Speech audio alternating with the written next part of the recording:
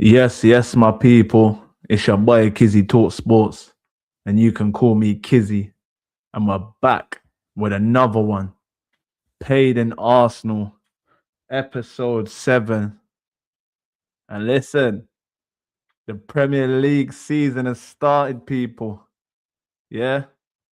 Obviously, we started off with a win. Couple of the ops, you know what I mean? Not so rosy over them sides. But listen, people, we're going to get into it. Make sure you're smashing the likes. Make sure you're subscribing to the channel from early. Tony will be here soon. If you're on his channel and you're thinking, who's this guy on the screen? Don't worry about it, man. You get me? Tony soon forward. You get me? But listen, big up Gunner SC from early.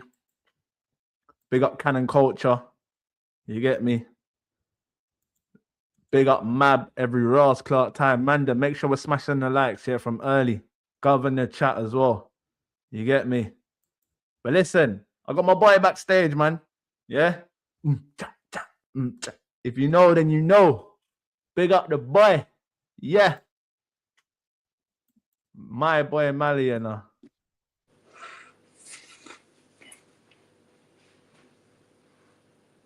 Big pack. Hold that.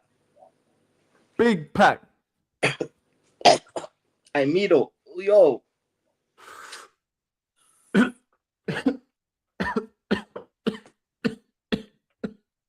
need water still. Yo.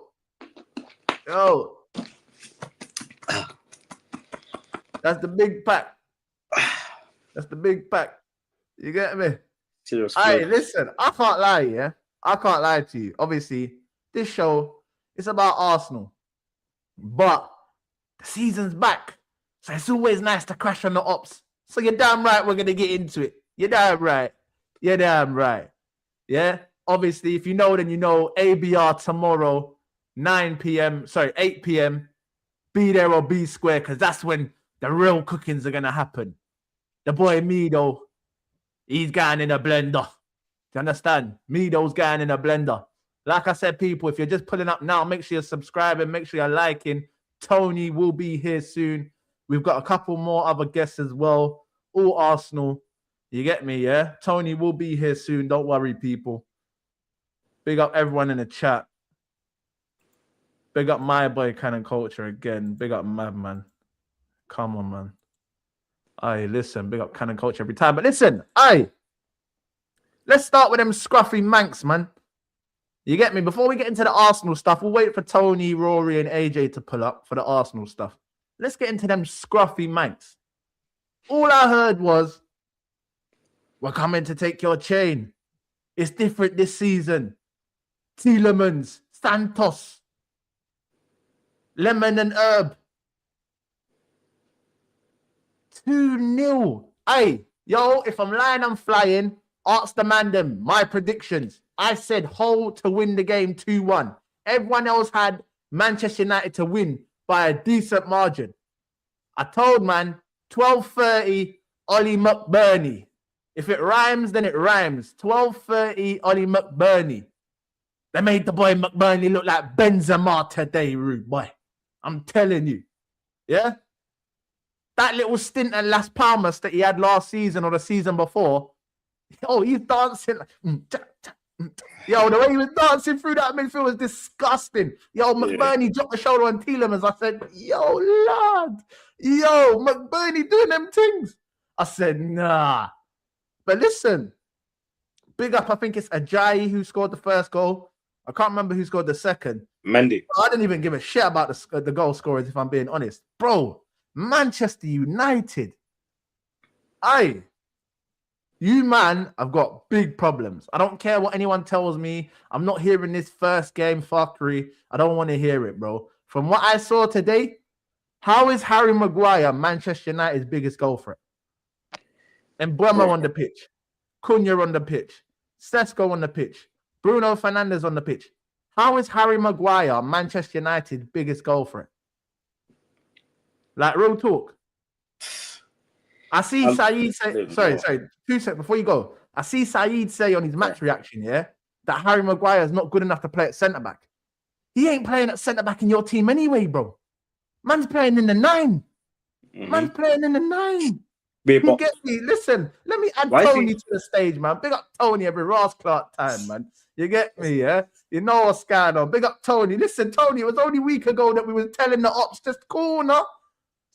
Just cool. A week later, look what happens, man. What was that saying? What did Mido say to me, Mally? He goes, why argue with an Arsenal fan when you can just wait? Yeah. Now we're here, baby. Now we're here. Baby. You get me? I mean, people, big ups. Listen, people. You guys know you guys know I fuck with paid in Arsenal. You guys know it. I mean, I was here, was it a week ago or 2 weeks ago? Yeah. When did I pop in here, man? Was it a week or 2 weeks ago? It was, I think, a week ago. Yeah. I think it was a week ago. About a week ago or so. Yeah, Community Shield. Yeah. A week ago. Yeah. Just before the Community Shield. Yeah, guys. And I mean, there were some people in the charts, talking rubbish. Shit. Yeah, I mean, talking rubbish. I mean, chitty chatty. See, people, big ups. I just came into the show, people. I mean, this YouTube team, it's got me fucking with some of the realest people from London. People, Mali, Kizzy, people. I mean, I'm here, people. Yeah. See, man. Community chilling. One of the bags, people. See, people. Coventry 3 points chilling. How about that? Yeah. I mean, people, when Kizzy said last week when I popped down here, man said, I guess you never know. People, now you know that this season, Arsenal is going to win the title again, back to back. Let them know. Now they know. Now they know. This season, all you ups are dead. Dead meat, people. Dead. Yeah? It's Arsenal, paid in Arsenal. Let's go, people. Let's go. We're getting Let's paid. go. Let's go. We're getting paid. Let's go. For real. All right, listen, Tony, obviously, we're going to get into the Arsenal stuff, but listen, it's only right we crash on the ops. All that talk, it's only right. So we were just chopping it up. Man United, we were getting into the Man United game first, and then we're going to get to them crusty boys from down the road. You get me, yeah? But we'll deal with Man United first. Obviously, 12:30, Ollie McBurney. They made McBurney look like Benzema today. Yeah. Man's dancing through the midfield, dropping shoulders on Tielemans. Tielemans looking like he needs hip surgery. It's looking dark. Like, real talk. It's looking dark.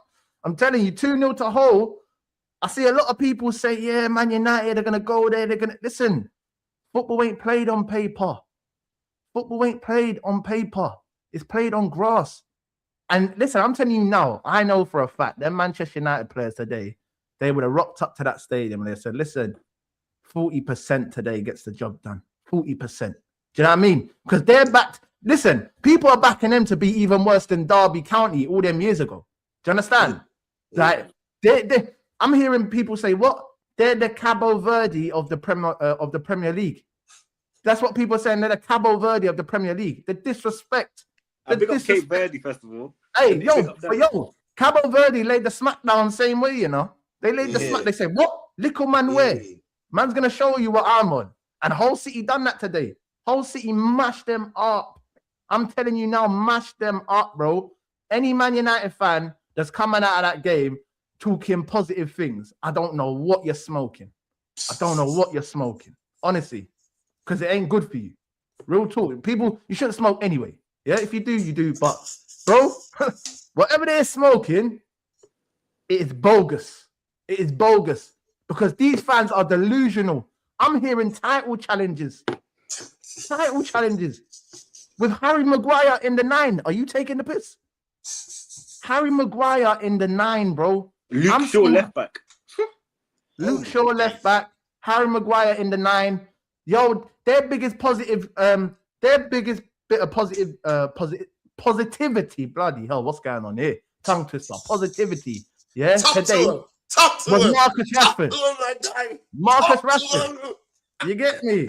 Marcus Rashford. They said they didn't want him. Now they're stuck with him. They're oh yeah, Rashi, come on today. He was good. And what's going on here? Talk to me. I don't know if any of you watched the game. I watched the game. Man United got battered today. They got battered. Took to the cleaners. Yeah, humbled real quick. The basics of football. They were losing every jewels. They were getting bullied. Couldn't deal with the Aiden Heaven. Ashford couldn't deal with a long ball. Hold that, you pussy, bro. You can hold that, bro. All of them, man. Swear down, bro. How dare you try to take my academy graduate and think he's ready for first team football in 6 months? Shame on you. Shame on all of them, bro. Like a Karike, that's what Mida was calling him. He was moving like flipping Sam Allardyce blood in that game, bro. Listen, horrible, bro. Let's not forget, there was a certain someone in that Manchester United fan base that said if Skelly went to Man United, it would be an upgrade. It would be an upgrade. You understand? Upgrade where? Real talk. Upgrade where? What did you...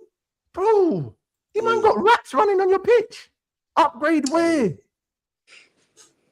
We got Michelin star chefs and you got rats eating out of your products. What are we doing here? How is that an upgrade? The jacuzzis are rusted. The jacuzzis are rusted. No, people, seriously. These guys have got me fucked up. Yeah, the jacuzzis are rusty. The ceilings are leaking. The roofs are off. See, people, it is what it is. Yeah. And you know what? I don't give a damn, about all this big time Manchester United channels. Yeah. People, we are the underground. I don't care about all this man there. Yeah. There's someone who's always wearing the hearts. Yeah. The Man United hearts. I told man. Who told man? Who told man? Now. Yeah. Talk that slick talk now, bro. Yeah. I mean, I saw a man chatting shit, saying he wants to face Arsenal just because he hates the fan base. Oh, Rory's down here. Big ups. Big ups, Rory. How you doing? What you saying, boys?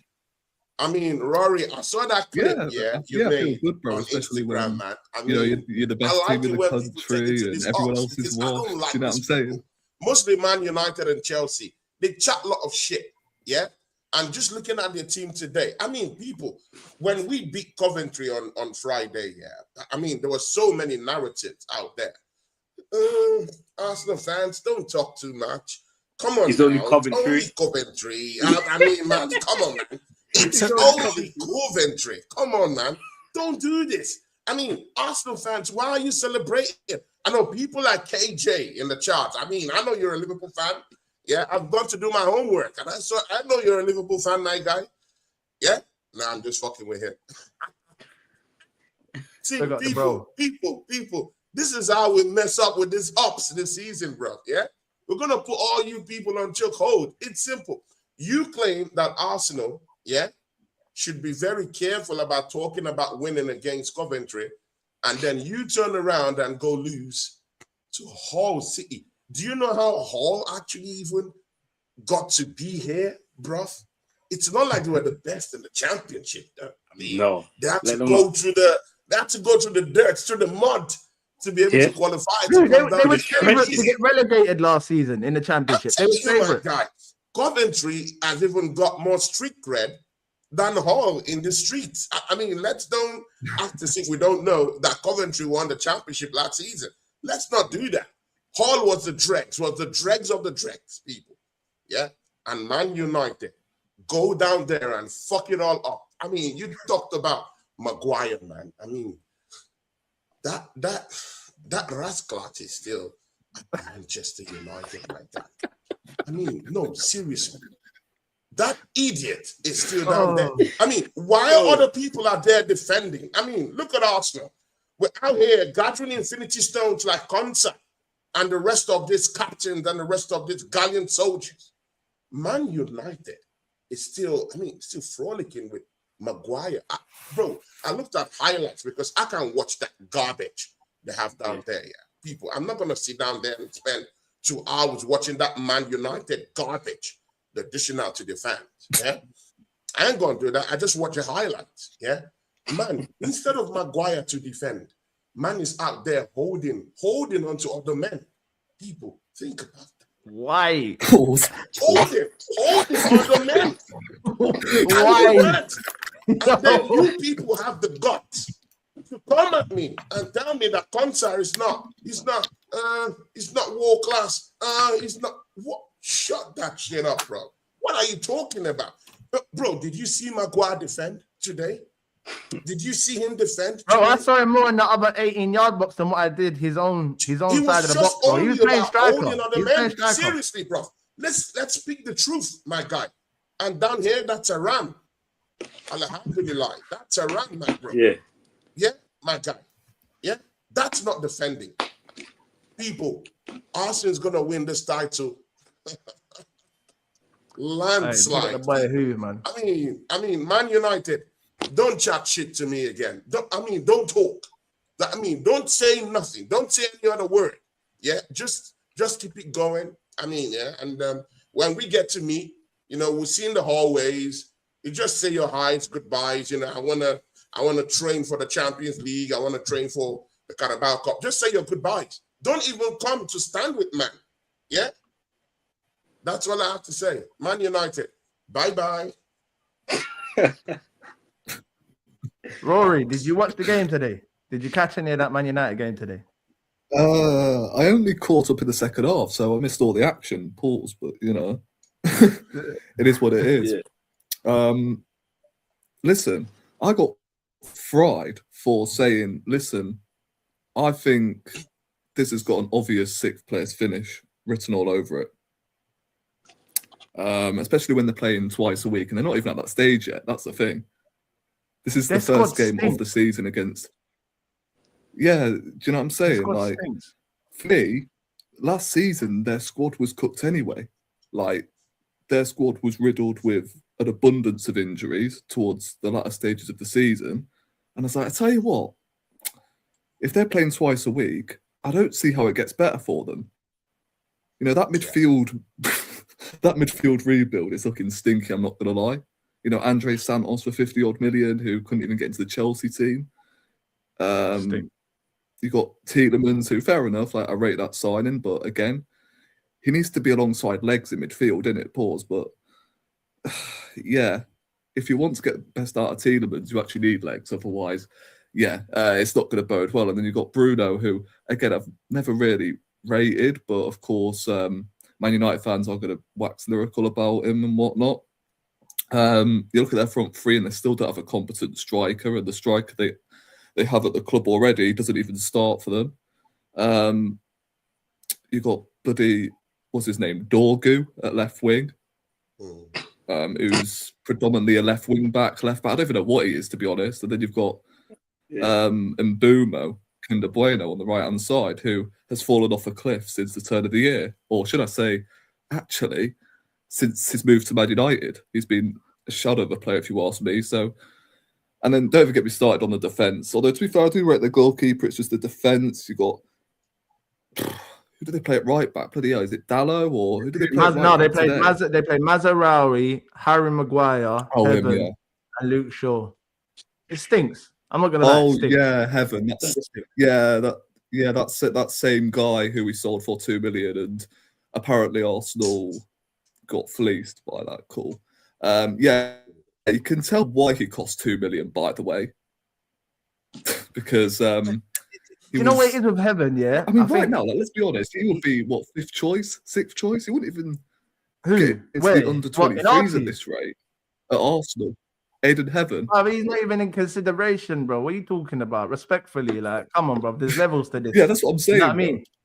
One man's trash is another man's treasure. And bro, the way these man be glazing Aiden Heaven, you would think he's Paolo Maldini. I'm not gonna lie to you. These man talk like he's the next coming of Paolo Maldini. I don't know what they see. Tell me about it. You get me? You're like, I just don't understand how they're telling me about title races when they're going to this season with Harry Maguire and Luke Shaw in their defence in Big 2026. Rory, do you want me to tell you what it is? I promise you, yeah, they're at the stage now where we used to be. See that stage where we're way past it, but we just don't want to believe it. We can't believe we've ended up here. Like, do you get what I'm trying to say? And every season, the new season comes, yeah, you think, yo, this is going to be our season. You know, all Arsenal fans used to be like that. Let's keep it about under Wenger. You know what I mean? My man's bringing in that one Vava player.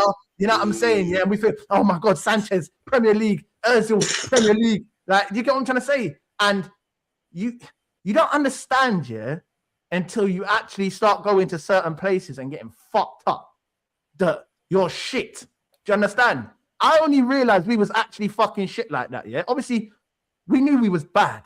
But when we started getting beat by Burnley and fucking all these clubs and hold on a second, we're meant to be a big bad boy institution. Like, what's going on here? What is going on here? Burnley are dunking on me. Pause. Do you get me? Burnley, bro. Yeah. Like, don't get me wrong. Brentford. Bro, I remember Brentford smacked them up 4-0 on the opening day like 2 years ago when Ten Hag was there, bro. Man. Ronaldo and them, man. They got smacked up 4-0. You get me? Punched up. So, like, really punched up. What's all about Arsenal as well? Like, we've been there, haven't we? We've been there. This is why. When I've been trying to talk to Mido, when I've been trying to talk to my boy Mido, Mido don't want to listen. I'm talking from experience. Yeah, I'm talking from experience. I've been there. Now I'm back at the top. Shout out the boys, them. You get me, champions and all that. Big out the man, them. Exactly. But listen, again, see, people, this is the thing, to be very sincere with you guys, I really understand why these Man United fans have gotten gassed about this season. I mean, before the start of their game, of their last game. When you see Carrick putting all that effort, playing only one game in about 2 weeks, I mean, the players are fresh enough. Pause. There's no injuries. They don't go to the Champions League where man gets, knackered after a game, coming back, and then you have to face Sunderland and scrap again. They didn't do all that.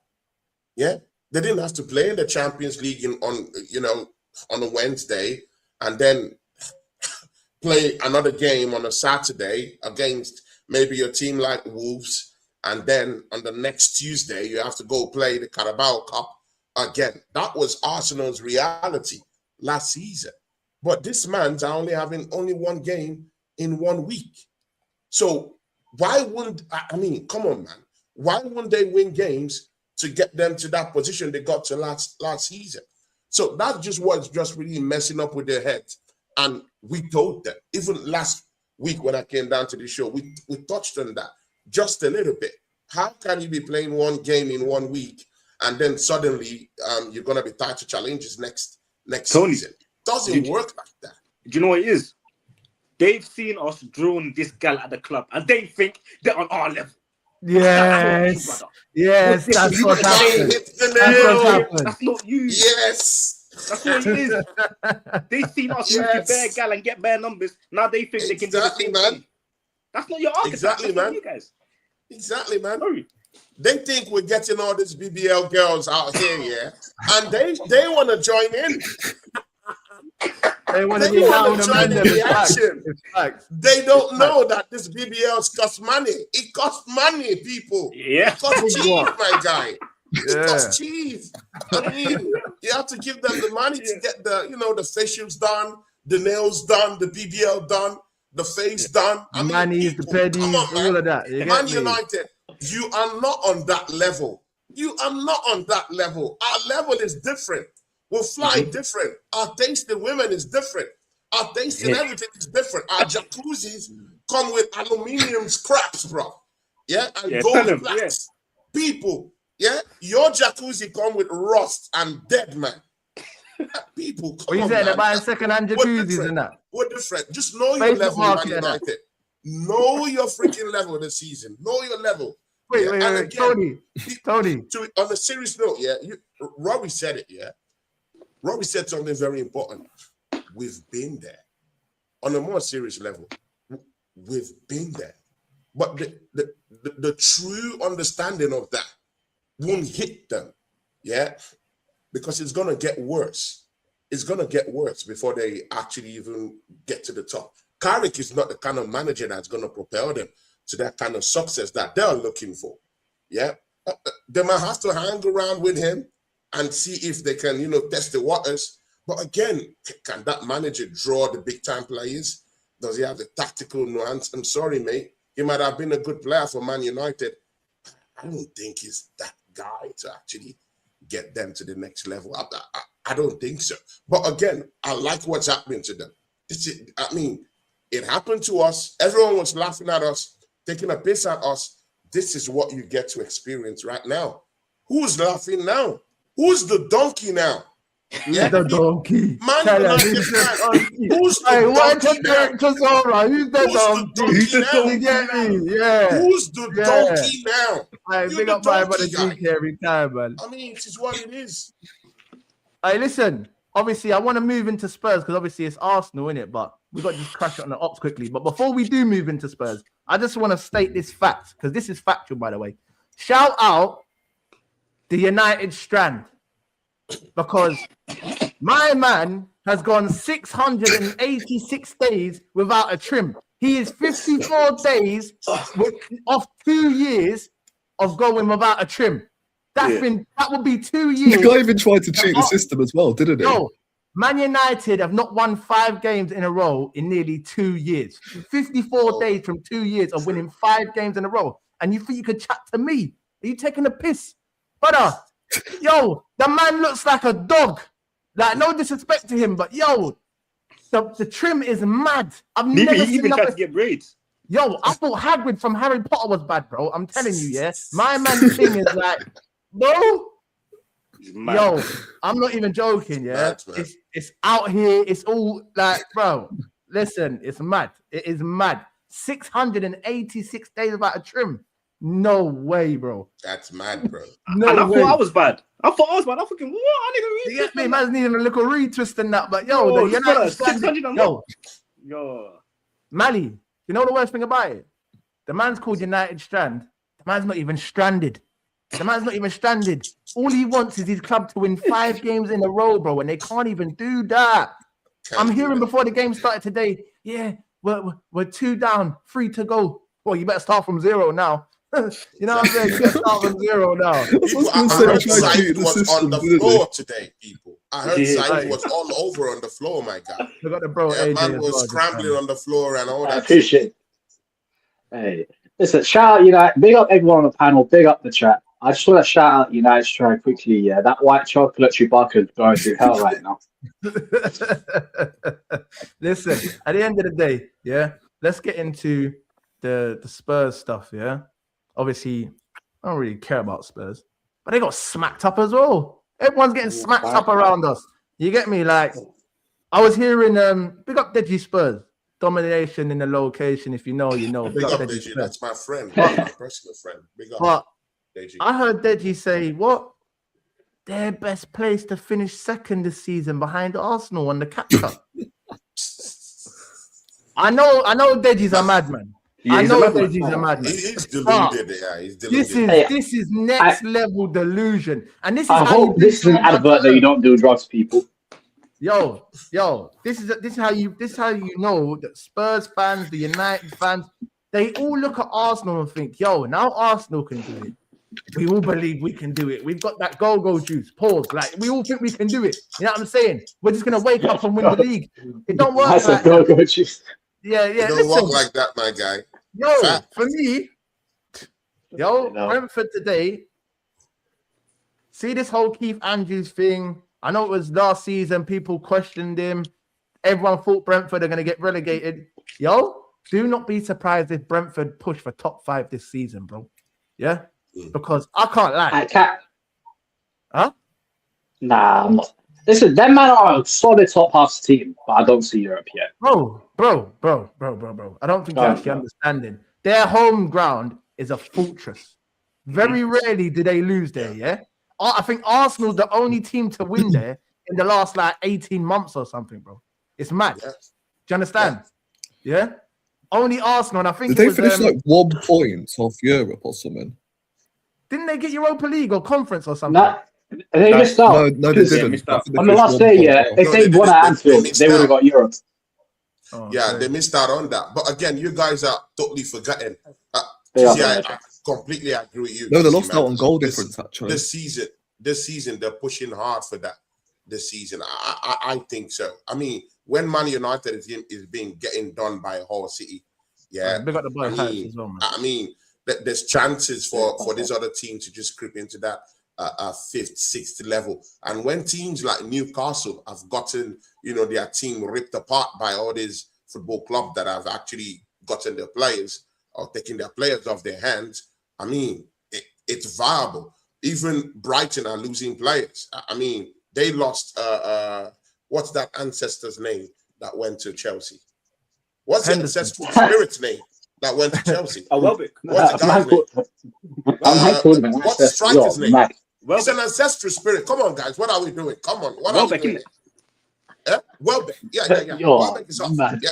Guys, come on, man. We're not doing that. It's an ancestral spirit. Yeah. That's what Chelsea like.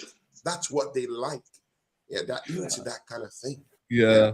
Bro, they went from Gary Glitter FC to bloody Pension FC. Do you know what I'm saying? So if Brighton is getting doing the Wayne Rooney thing on transfer, Newcastle getting kicked out of their players. Come on, man. There's every chance that Brighton, mostly with their home record, last season it was impenetrable. This season they might just show it up. Hypes is a bad boy. I can't lie. Man said from Welbeck to way back. Way back, exactly, man. Way back to the Zinger. I can't lie. Chelsea took man, yeah, and it's an ancestral spirit. So it is what it is, yeah. Good luck to these, to Chelsea and all these other teams fighting for these old men. It's all good, no problem. I'll chill. Wish them good luck. I don't wish them shit. Soldiers, yeah, soldiers, yeah. So it is what it is. But again, Kizzy, I get you completely, man. You can't knock Brentford off totally with the home record, man. And with all these other teams that traditionally they fall into that 6th, 7th, like this, Brighton, Newcastle, all those teams are getting, they're getting ripped apart.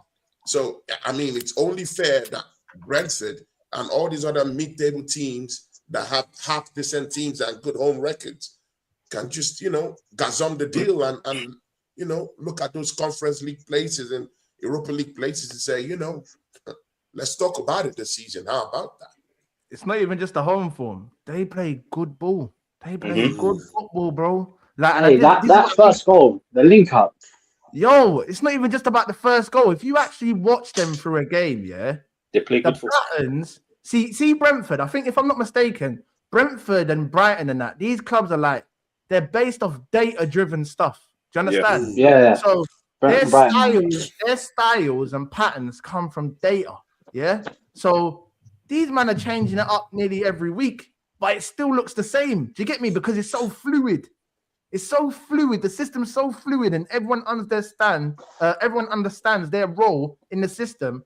That even when they change it, yeah. So bro, sometimes they'll play a 4, then they'll play a 5, then they'll play a 3 with wing backs. It's a hybrid style, isn't it? These men play the same shit, bro, and they get the same results. They just change it, and it's like they're freestyling.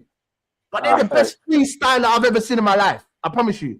Yo, if they're freestyling, they're the best freestyler I've ever seen in my life. On a football pitch, rapping, any of that. Best freestyler. Yo, dancing, anything. Because, bro, how do you freestyle like that and get consistent results? It don't make sense. Do you understand? Like, these lot, they're a good side. They're a very, very good side, man. Big man, AJ, bro. Yeah, with regards to Spurs, I predicted they'd finish 6th because I like their squad, but I just looked at them and thought that they're mentally fragile and their defense is going to hold some beatings. 6th, yeah. I was not even being unreasonable. I thought they'd get Europa League. And I'm seeing what they did, yeah. And listen, Elijah, if you're still in the chat, I spoke to you on your Hot Take Calling show. I told you that Van Heck going to Spurs was a bad idea because he's not all that. And I said this, that coach Draco Malfoy got smoked. He's hot garbage. He's Ben White without any of his redeeming qualities. He's meant to be a great passer, yeah. I can barely pass the passer at Christmas parties. Listen, you would get more protection going raw than you would having Van Heck in your defense. That's how bad he is at defending, It's a madness. And you got a Scottish pensioner at left back. You got Jimmy Savile Jr. at right back. I can't lie, it's crazy. And you got Kitsky in goal. Hey. Hey, listen, Elijah's my guy, but Tottenham are in for a season of hell. And I'm here for it. They're not my new rivals. Chelsea, I mean, odds. But ban Tottenham anyway. When you spend 85 mil on a midfielder. But see, guys, you guys are completely thrown away. You guys are completely thrown away looking at Brentford and their defensive unit. These guys have been able to assemble a very big, huge defense structure. Yeah, I mean, last week, Kizzy was talking about the framework, the structure. Yeah, go listen to that last week and all that teaching my brother did last week. But I mean, they've got Kayode, British Nigerian international. Bro, man is a baller. Looking at that guy, plays at left back. Man is a criminal. Yeah. Bro, man is a hard worker, people. Yeah. Now, in centre back, they've got Collins down there. They got Arja down there too, bro. Bro, don't throw away Lewis Porter that they have at right back. And Lewis Porter, if you watch that game today, because I watched snippets of the game, Lewis Porter was having that kind of like 1-2 with Sangare, who's at the football club now with them. They have Watara, who's at the far, who's at the far left wing. I mean, they've got killers in the team too. And when you get your defense spot on, you would always eat the cake. That's it, bro. Imagine going against Tottenham and not conceding a goal. That should tell you something. At least with what they brought, with the ammunitions they brought in the transfer window, bro. And not none of that ammunition was in attack though. Like Tottenham got less up top than a chemo patient, brother. It's dark. Like, they're not a team I'm scared of. That's a big point though. But again, people think that when you get your midfield sorted out, something can still happen offensively. It's just like Arsenal. We've not done any big time reinforcements, in attacking ones. Probably only Tzoliz. We'll get into that later on. But we fixed our midfield. Our midfield didn't even really, the midfield we acquired in the transfer window didn't even really play on the day. But at least we still got some goals. Why can't that happen with Spurs? Even if they did not spend on attacking players, but at least they spent on that midfield. Why not hold on to the ball and transport the ball to the final third and get it, to the attackers that you see out down there? So it is what it is. Is it a coaching problem? I don't think so. I just really think that team is really garbage right now, bro. It's shit. Listen, I'll be honest. Spurs for me, obviously, the saying is, you can take is it not? You can take a horse to a water well, but you can't make it drink. Yeah, but you can't make it drink, right? Mm-hmm. Listen, De Zerbi for me, top coach, but again, you've gone to the wrong institution, brethren. You understand? Yeah, because from the top to the bottom, it's rotten. No matter how much money they spend, no matter how much money they spend, the mentality can't change, bro. Don't think that Europa League's changed that mentality, bro. That's one of them once in a blue moon things. You get me? Like, them days don't come around every day. And don't get me wrong, I know De Zerbi. You see De Zerbi's problem. De Zerbi will have the same problem that Ange Postecoglou had. His ambitions are too big for that football club. Do you understand? Yeah? That's how I know you're understanding what you're talking about. Yeah, brother. Listen, you're talking to a man that knows ball. Why for that? But yeah, you get me. Yeah. Hold up. But listen, for me, when you put De Zerbi, a quality manager, in a tin pot institution like that, for me, the only way it works, is if they bring in man that are going to put numbers on the board, man that are going to get busy, and they actually start to compete for trophies. That's the only way you can change that mentality, bro. Do you understand? Let's be honest. Our mentality was in a bin for a long time. We was told top four. Top four was our trophy. Now we're talking about, yo, we want Champions League. We need to get that Champions League and we want to go back to back. You get what I'm trying to... We wasn't talking like this for the last 10 years, bro. We was champion in top fourth. That was our trophy. Because that's the times we were living. We were struggling, fam. You get me? On our arse. Yeah? But the difference between us and them is we've been there before. The last time Tottenham was on top, Pele was still playing football, bro. Nah, facts. Forget that. Certain countries didn't.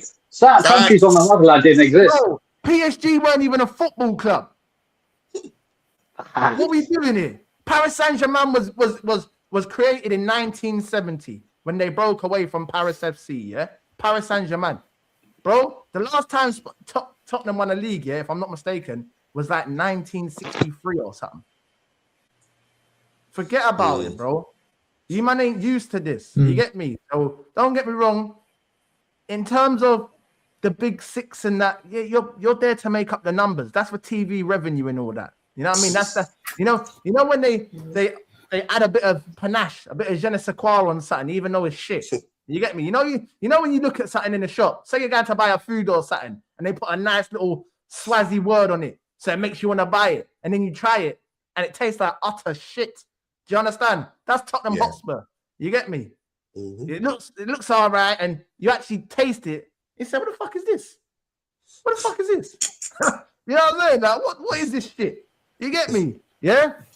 But see, Kizzy, if I were you, I'll be real careful about this Tottenham thing, because I mean, in the next 2 weeks, that team can literally change. It can. Sometimes you have to also look at the other details, beneath the whole thing. Yeah. See, they've already come to a conclusive end with Manchester City to sign Mamouche, to bring Mamouche to the football club. And they also bring in Savinho. See, they might be rejects from Manchester City, but they're not coming to make the numbers at Tottenham Hotspur. So if they come there, that completely transforms their attack. What I'm just saying is, I'm not saying they're going to win leagues, no, that's what I'm saying. But this might not just be the whooping boys that we're seeing right now. It might completely change. Yeah. This is what I'm hearing, though, Tony. That's the thing. In the next 2 weeks. That's what I'm hearing. Don't you forget, Rory, I'm coming. Don't you forget, Xavi Simons is still injured. Man might still come back. I mean, people might not respect Man. But he's shit, though. I think he's if he comes back, he gives them something. Kudus is going to come back. Come on, bro. I mean, what did he do last season? All these players are going to come back, and it might just make them half decent. That's all I'm saying. Listen, for me, I mean, I was just going to get onto the they might have a good squad. Sorry, Rory. Right? Go on, Rory. Say what you're saying, man. Yeah, go on, bro. No. All I was going to say I was just going to say, bro. No, go on. No, you go, bro. You go. What are this man saying? What is romance? What is going on? You go. No, man. This goddamn actually taking the piss. I think I'm slightly delayed. That's the thing. But yeah, listen. I was just going to speak on the Savio Marmouche thing, right? I'm sick and tired of these comparisons between Spurs bringing in the likes of Marmouche and Savinho and then comparing it to what Arsenal done with Jesus and Zinchenko. That's the thing that does bother me, because I'm just like, well, Gabriel Jesus and Zinchenko played a massive part in Man City's success. Whereas you're looking at Marmouche and Savinho, I mean, both of them have flopped big time at Man City. I think Savinho has scored 2 goals in 53 appearances, something like that. Yeah. And in fact, I think 2 of them goals came in his first season, if I'm not mistaken, or maybe 1 might have happened last season. I can't remember. But 2 goals in 83 appearances? Not 83, 53 appearances. And then you got Marmouche, who was there until last January. So I'm just like, well, for me, I don't look at them as level raisers either, just because they played for Man City. Yes, Marmouche has got something about him, especially what he'd done in the Bundesliga, but in the Premier League, he's not really shown it. So for me, although Marmouche probably will play up front, because listen, they've got Richarlison, who listen, if he's starting up front in Big 2026, it's dark, and then you've got Solanke who spends most of the time on the hospital bed, innit? So he will probably play up front, but again, I just don't see them as proper level raisers, really. I don't even see, the players they splashed over £85 million on as level raisers either. I'm looking at Fernandez, who already got injured, and then you've got Tonali, who's a scrub anyway. So that's just me. He's not a scrub. Rory, I mean, it will be very, very disappointing. I think he is, bro. For you to paint that brush with Mamouche. Man came to Man City. He got injured. Yeah, it took time off. He later went to the AFCON competition. It's been up, down, up, down, up, down. He's not the first rated striker in Man City. It's been up and down. So, but if he comes to Spurs, he's gonna be that guy. He's gonna be he will. He's gonna get the old chances. He's gonna be the guy. At Man City, he's playing under the shadow of Haaland. Not everyone is successful with that. The only person that was successful playing Robin with Haaland was Alvarez, who got 17 goals in the campaign he got before he fucked off to Spain. Yeah, and Alvarez is of a different level. So don't paint that brush with Mamouche. We've not just seen him yet. Hasn't really settled at Man City. At Tottenham, he might settle. When you're talking about Savinho, this is just a Pep talk here. When was the last time you saw Pep actually propel a Wenger to tremendous heights? When was the last time? Rory, I'm asking you there. Give me numbers. Mamouche played the majority up front, though, that's the thing.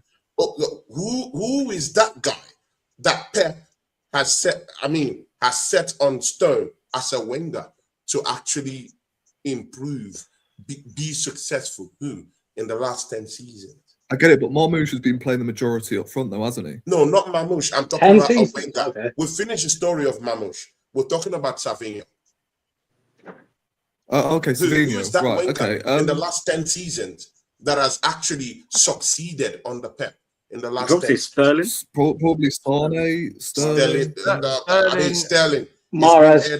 No. I'm not going to say Mahrez because Mahrez was going to get to that level by himself, bro. Let's not do this thing of, bro. Mahrez was him, bro. Mahrez was him. Hey. Pep didn't need to, you know what I'm saying? Mahrez was getting there anyway. Fast. You get me? If you're struggling, Sterling was the last one. If you're struggling to call about 3-4 wingers that he has propelled to greater heights, that tells you the whole story, innit? You can say Grealish for one season. Grealish for one season. Grealish was always a player of top quality. He was just a bad fit for Pep. No, but in that one season where they won the treble, bro, he was one of their most influential, most pivotal players. I agree, and that wasn't because of Pep, and that was because he was fine. Pep finally let the shackles go with him. Well, it is because he tweaked the system. He went from fullbacks to playing 4 centre backs. That's why we play 4 centre backs now. Mm-hmm. Do you understand? Savinho has to track back. Let's don't act as if Pep's wingers don't have to track back. The same thing we're always having with Arsenal, and it's very frustrating, isn't it? Sometimes when it doesn't work, but when it works, it works. See the thing for me, yeah. So let's just be careful the way we paint all these guys as flops. If they go to another team that will give them what they want, people, we're looking at something different, bro. Savinho is still a baller. I looked at that guy in the Spanish La Liga, and man was tearing shit up. He came down to City. Yeah, but Tony, do you not feel like complete shadow of himself, bro? Yeah. Do you not feel like though? Yeah. Do you not feel like though? And this is the same problem. Doku doesn't have the numbers. Let's be frank. Doku is not the top footballer we think he is. Facts. Where the numbers, bro? Where is the numbers? Hey, facts, man. That gym shot of Kaisen's overrated anyway. Facts. See, for me though, do you not feel like that Savinho, and this is the thing. This is my thing that I have with Iliman and Jai right now, yeah? People tell me Iliman Jai is a great footballer. I don't deny he's a great footballer, yeah? But the stuff that you're going to see, that you see him do at Everton, he's not doing that at Arsenal, bro. He doesn't have the space to do that. Don't get me wrong. He will go on nice marauding runs, drink past 3-4 man. I'm not saying that will stop, but I'm saying the amount of space that Iliman Ndiaye has on a football pitch from game to game playing for Everton Football Club, he's not getting that at Arsenal. Do you understand? Yeah? He's just not getting it. And this is what I'm saying to you. When you go from Girona, where no one respects you, and you're going to have all the space in the world to go at your fullbacks and do all of this stuff, yeah, because no one thinks that you're that team, yeah. Look where Girona are now. Girona are relegated, bro. They're relegated. The division of La Liga, bro. Yeah. They got relegated. You get me? So, bro, damn. It was a short they stint. did. It was a short stint. But to be very sincere, they ripped away most of their players. They did. They ripped off all the players. It's the same thing that's happening to Newcastle right now. They ripped off all their players, and they might struggle this season. Same thing with Girona too. So it's nothing out of the ordinary, innit? When your big time players are being ripped apart all over Europe, and you know, it is what it is. You will go down. You know, it's about quality, innit? The last time we checked. Facts. But listen, Tony, 15 minutes into the stream, we ain't even spoke about Arsenal yet, man. You get me? This is how you know the ops them are scrubs. You get me? We're just here just picking apart, just telling you how crusty, dusty Tottenham and Manchester United are as institutions right now. You know what I mean? I like to say, and I told me speaking of Tottenham, by the way. Huh? What was the point speaking about Tottenham, by the way? Like, we've been running that thing for the last 2 years. You kick them while they're down, innit? You kick them while they're down, innit? Because you see, I hear they're kicking them Friday. See if it was us on Friday, we wouldn't have heard the end of it, bro. We wouldn't have heard of. Listen, brother, they'd still be talking about it Tuesday, Wednesday, Thursday, Friday. It would be the hot topic until we play Aston Villa next week. And then if we were to get beat again, they ain't stopping till Christmas. Do you get what I'm trying to say? Like, it's just that. So it's only right. You know what I mean? We're champions now. I can feel like when you're down there, I just kick you in your shit. You know what I'm saying? Stay a little ass down there. Shut your mouth. Facts. You know what I'm saying? I'm looking at people down beneath you and saying, shut up, and I'm going to take you again. Yeah, but Italy, we're Tottenham. There's no respect there. Like, 100%. I hate Chelsea, but I was forced to respect them growing up. The same goes for Liverpool. The same goes for United. I've never had to look at Tottenham as an institution and respect them. Poch had a good team, but they were never killers. They were 4-play specialists, but they couldn't penetrate. And since then, Tottenham haven't beaten us in, 4 years? And you're telling me I'm meant to take them seriously? Hell no. They've lost 5 in a row against us. 5. 5 on it. Can we play you every week? Listen, but Tottenham versus Arsenal is like going to that ratchet thing's house and knowing that's an open goal.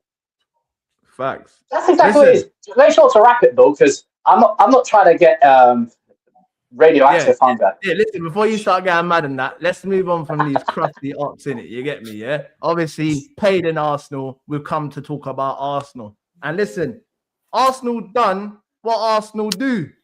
And it's exactly what I told Tony we're gonna do. Set the standard. Do you understand? Set the standard. Let man know from early what we're on. We ain't taking no prisoners. Whoever wants it, you can get it, bro. Yeah? If you're coming to take my chain, you best be bringing an army.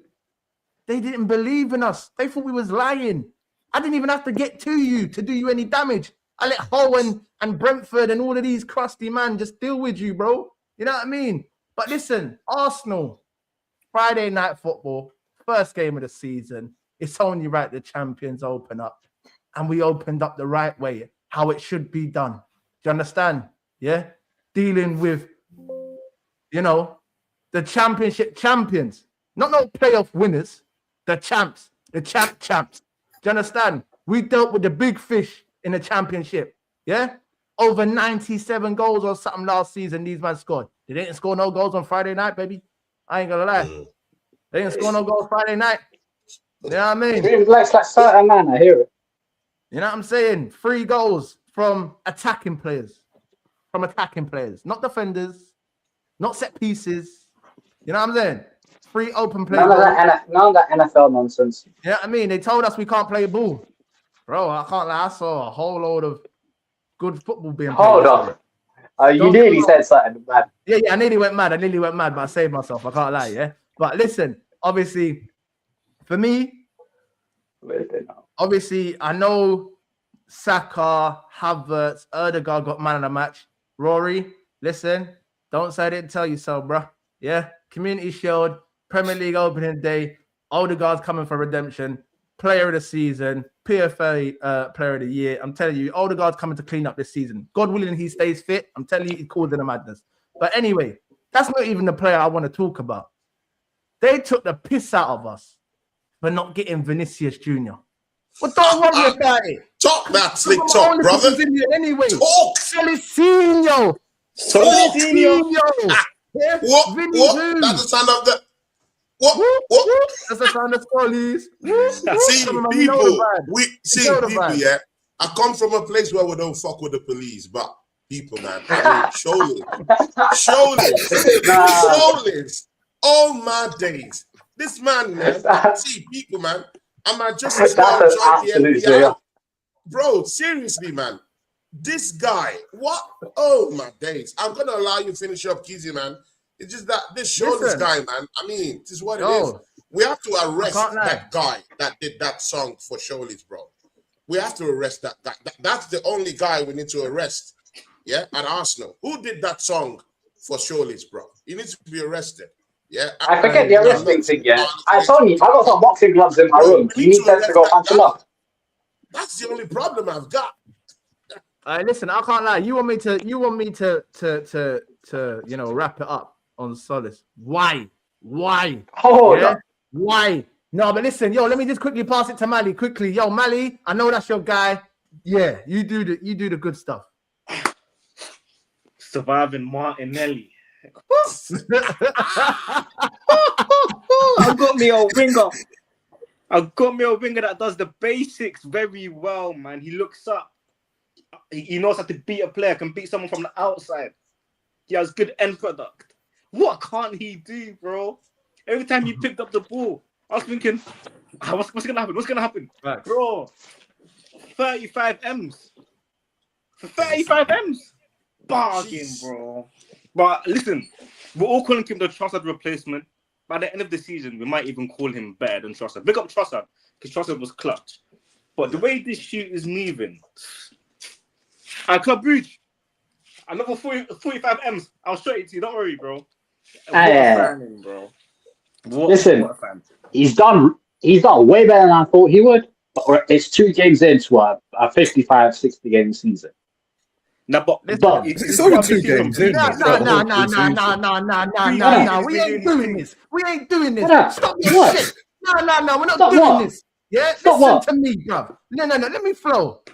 This is not what we're gonna do here. Yeah, I've watched Martinelli at my club for the last 5 fucking years. Yeah, 5 years.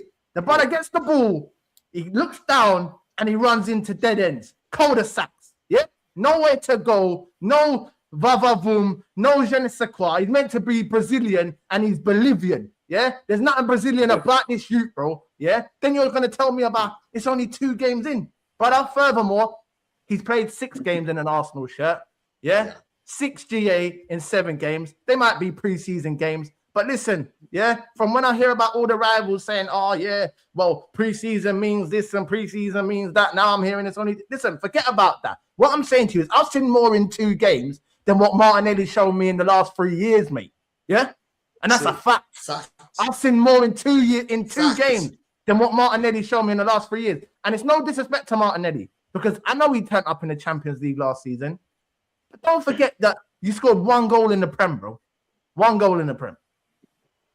And that goal was valuable, though. You're getting space. You're getting space in the Champions League. And that's probably why you actually had a better Champions League campaign, because you've got more space to run into. And Martinelli's best attribute, we know, is space to run into. This is exactly why I don't want Barcola. It's exactly why I don't want Barcola. You get me?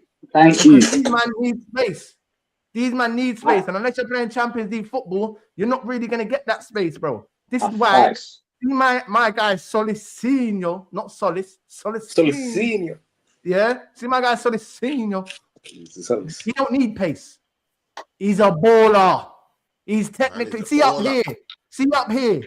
He's levels ahead of many people on a football pitch. I think the only person on that football pitch that might have better footballing brain than him is Odegaard. That is it. 100. That is it. Maybe he might even have a better footballing brain than Odegaard. We don't know yet. He's 2 games in, like you said. But this guy, bro, Do you know what I like about him most? You know what's mental, Kizzy, bro? See when he gets into the final third, yeah? See when he gets into the final third. This guy is ice cold. See his veins. See Martinelli. See if Martinelli can't find the pass. Man, just give it to someone. Erratically, just, someone take it. Just someone take it. You get what I'm trying to say? See Tzoliz. Man said, what? I can't go that way. Shot. I can't go that way. Shot. Can't go that way. Shot. Can't go that way. Shot. Boom. Ball in the box. That's what I want to see. This is what we want to see. And KJ, don't tell me relax, yeah? Because when you see a 1-2 shimmy from fucking Barcola, you're gonna be twerking. You're gonna be twerking, yeah? And you better be seeing shimmies for 130 million, whatever it is that you're fucking paying. I hear it though. Like this guy's 130 million for swim past Mali is nasty work. And you man got Cody Gakpo, you know. Listen, my man Lee Gunner said it. I just brought. Huh? Listen, this guy's been spending the entire year watching Cody Gakpo. So listen, bro. Listen, they're about to get 75 million for him though, so I wouldn't even take the piss like that. Because who's paying 75 million for him? Tottenham, Spurs, I think. That's where Spurs are at now, though. No. If there's one thing I'm gonna say, yeah, Spurs are in a position where they have to pay that money, bro. They have to pay that money. Do you understand? Yeah. Ain't no one coming to Spurs after finishing back-to-back 17th talking about I want to win trophies and all that. They're coming for the Chinga, Chunga, Wonga, the Wandoolies, yeah? Get what did George say? Money sleeve. You better get that out. You better get that money sleeve out. You understand? Because you man are writing big checks. Yeah? 350, 300, hey, checks big enough. Them checks are so big they can't cover up certain man's durags, George, man. It's dark for you. Hey, listen, listen. I know Iraiola's a top manager. You know I rate Iraola. I was telling you from a long time, you know. Yeah? But if there's one thing I will say is them £100 million price tags, that's heavyweight. That's heavyweight. Bro, see, Kizzy. See, and KJ would know very little about heavyweights. Kizzy, AJ, see, bro, we're not doing this yet. Let's don't see people, yeah. Let's don't pet, yeah. Let's don't pet these rivals. We're not doing that, yeah. Iraola is a bum. People, when these guys are talking about man's a clown. No, we're not doing that. If you've not won any domestic title, no, people. You know what? Yeah, this season I'm not doing it with you people. I'm not doing this with you people. I'm not doing this. Yeah, because this season, last season, 3 seasons ago, they were all saying I was shit. Yeah, that we should cope with him. Yeah, Iraola is a bum. These are clowns. People, I told you guys that Maresca is a clown. Bro, I mean, the community shield has told you all you need to know. These men are no winners. No guts, no glory. They've won nothing, bro. And he's a good coach, though. People, I don't respect them. If you've not won any domestic competition in this league, bro, I have no respect for you. The only manager I respect in this league is gone, and it's Pep. No, boy, he's a good coach. So no, I'm not saying I respect him to. No, I'm not saying I respect him to do anything like challenge for the league. Clowns. Kizzy, he's a good manager, though. Don't kiss the ring, my guy. He can coach. Bet this up. You have to say it as it is. No. But Tony, this is what I'm saying to you, bro. Win domestic titles, and you can start chatting to us. How about that? I'm not saying. No, that was the same I don't think you can judge yet. No one respects Arteta. Everyone called us shit. We're not doing that. No, but that's different. Even now that was Arteta's first job, though. They don't even respect man. So let's not do this, bro. No, listen, Tony. Any of this man unless they win domestic titles, bro. If you've not won anything, you're a clown. Prove yourself. That's all. I definitely hear that, yeah. I definitely hear that. But the one thing I will say, yeah, is with Iraola, what he done at Bournemouth has to be respected. Has to be respected. And even if you don't want to respect it, yeah, you gotta respect it. Yeah. These men should be nowhere near European places. Nowhere near. They hold a stadium capacity of 10,000.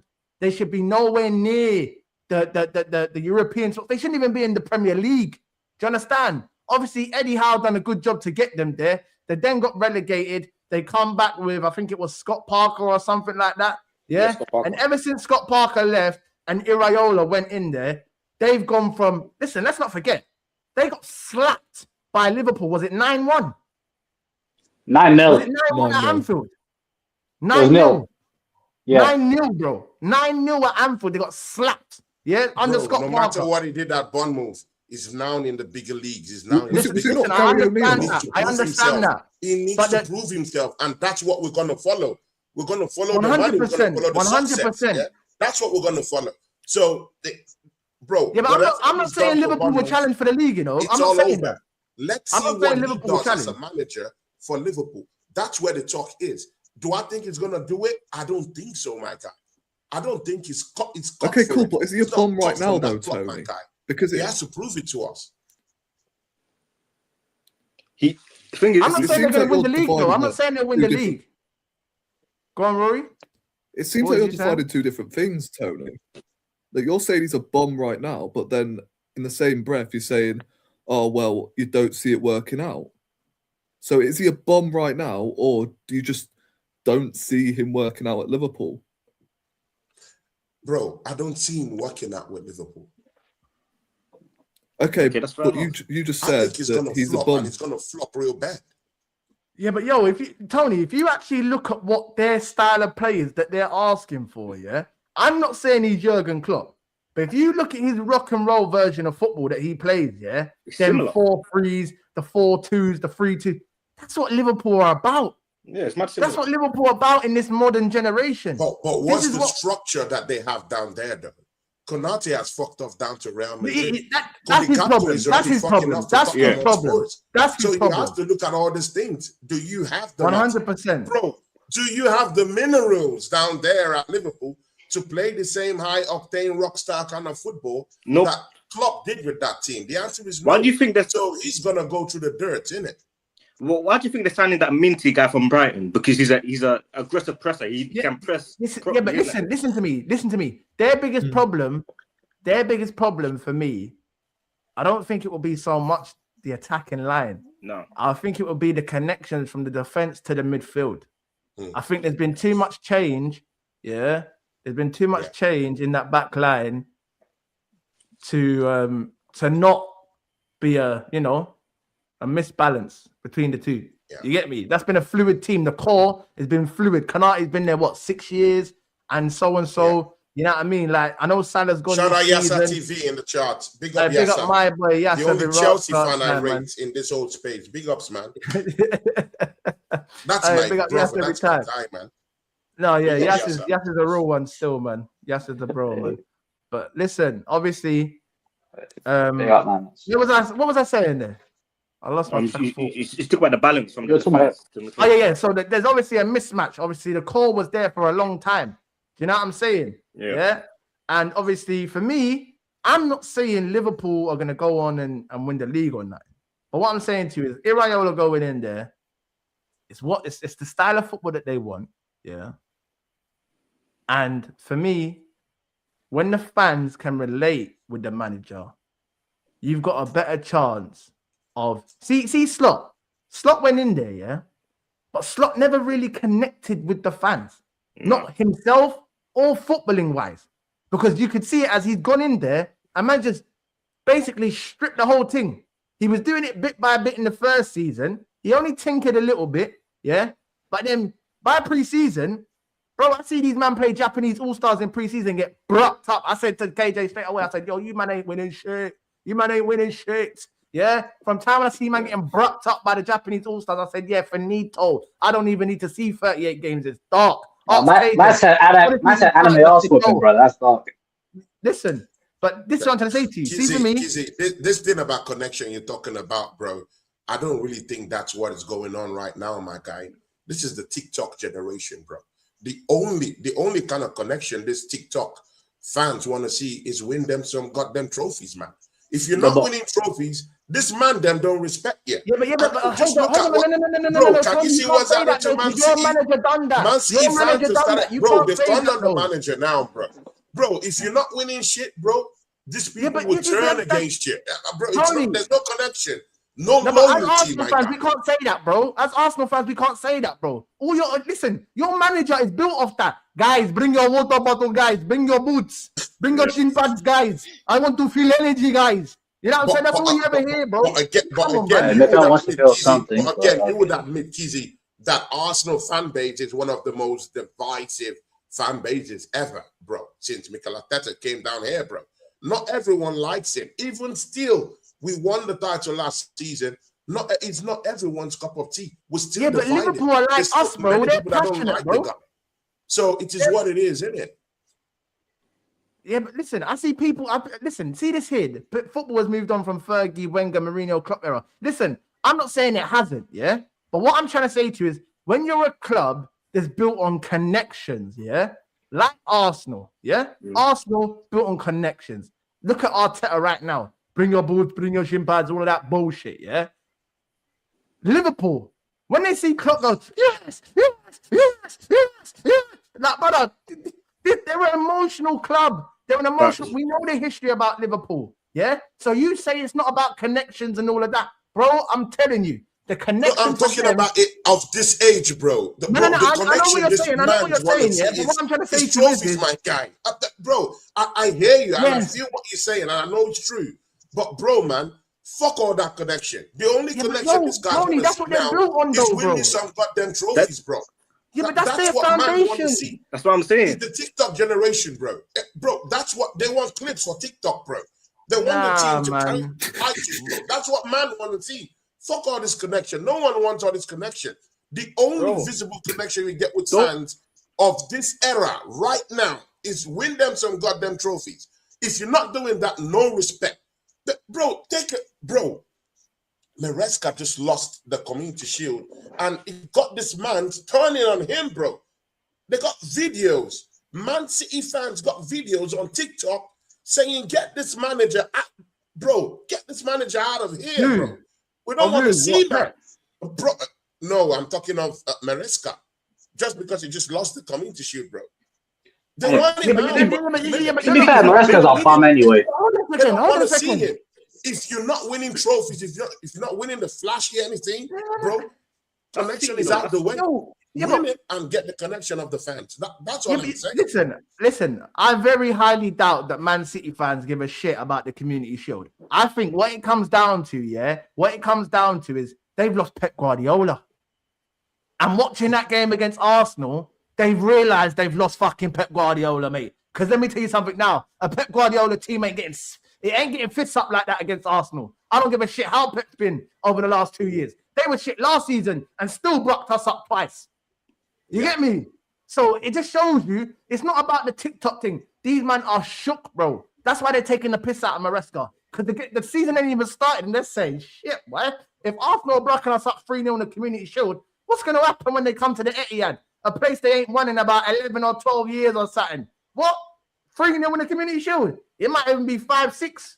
You get what I'm trying to say? Like, for me, yeah, bro, at the end of the day, like I was saying, Liverpool, they're a club built on emotions, connections, all of that. I know you don't want to hear it, but the facts are the facts.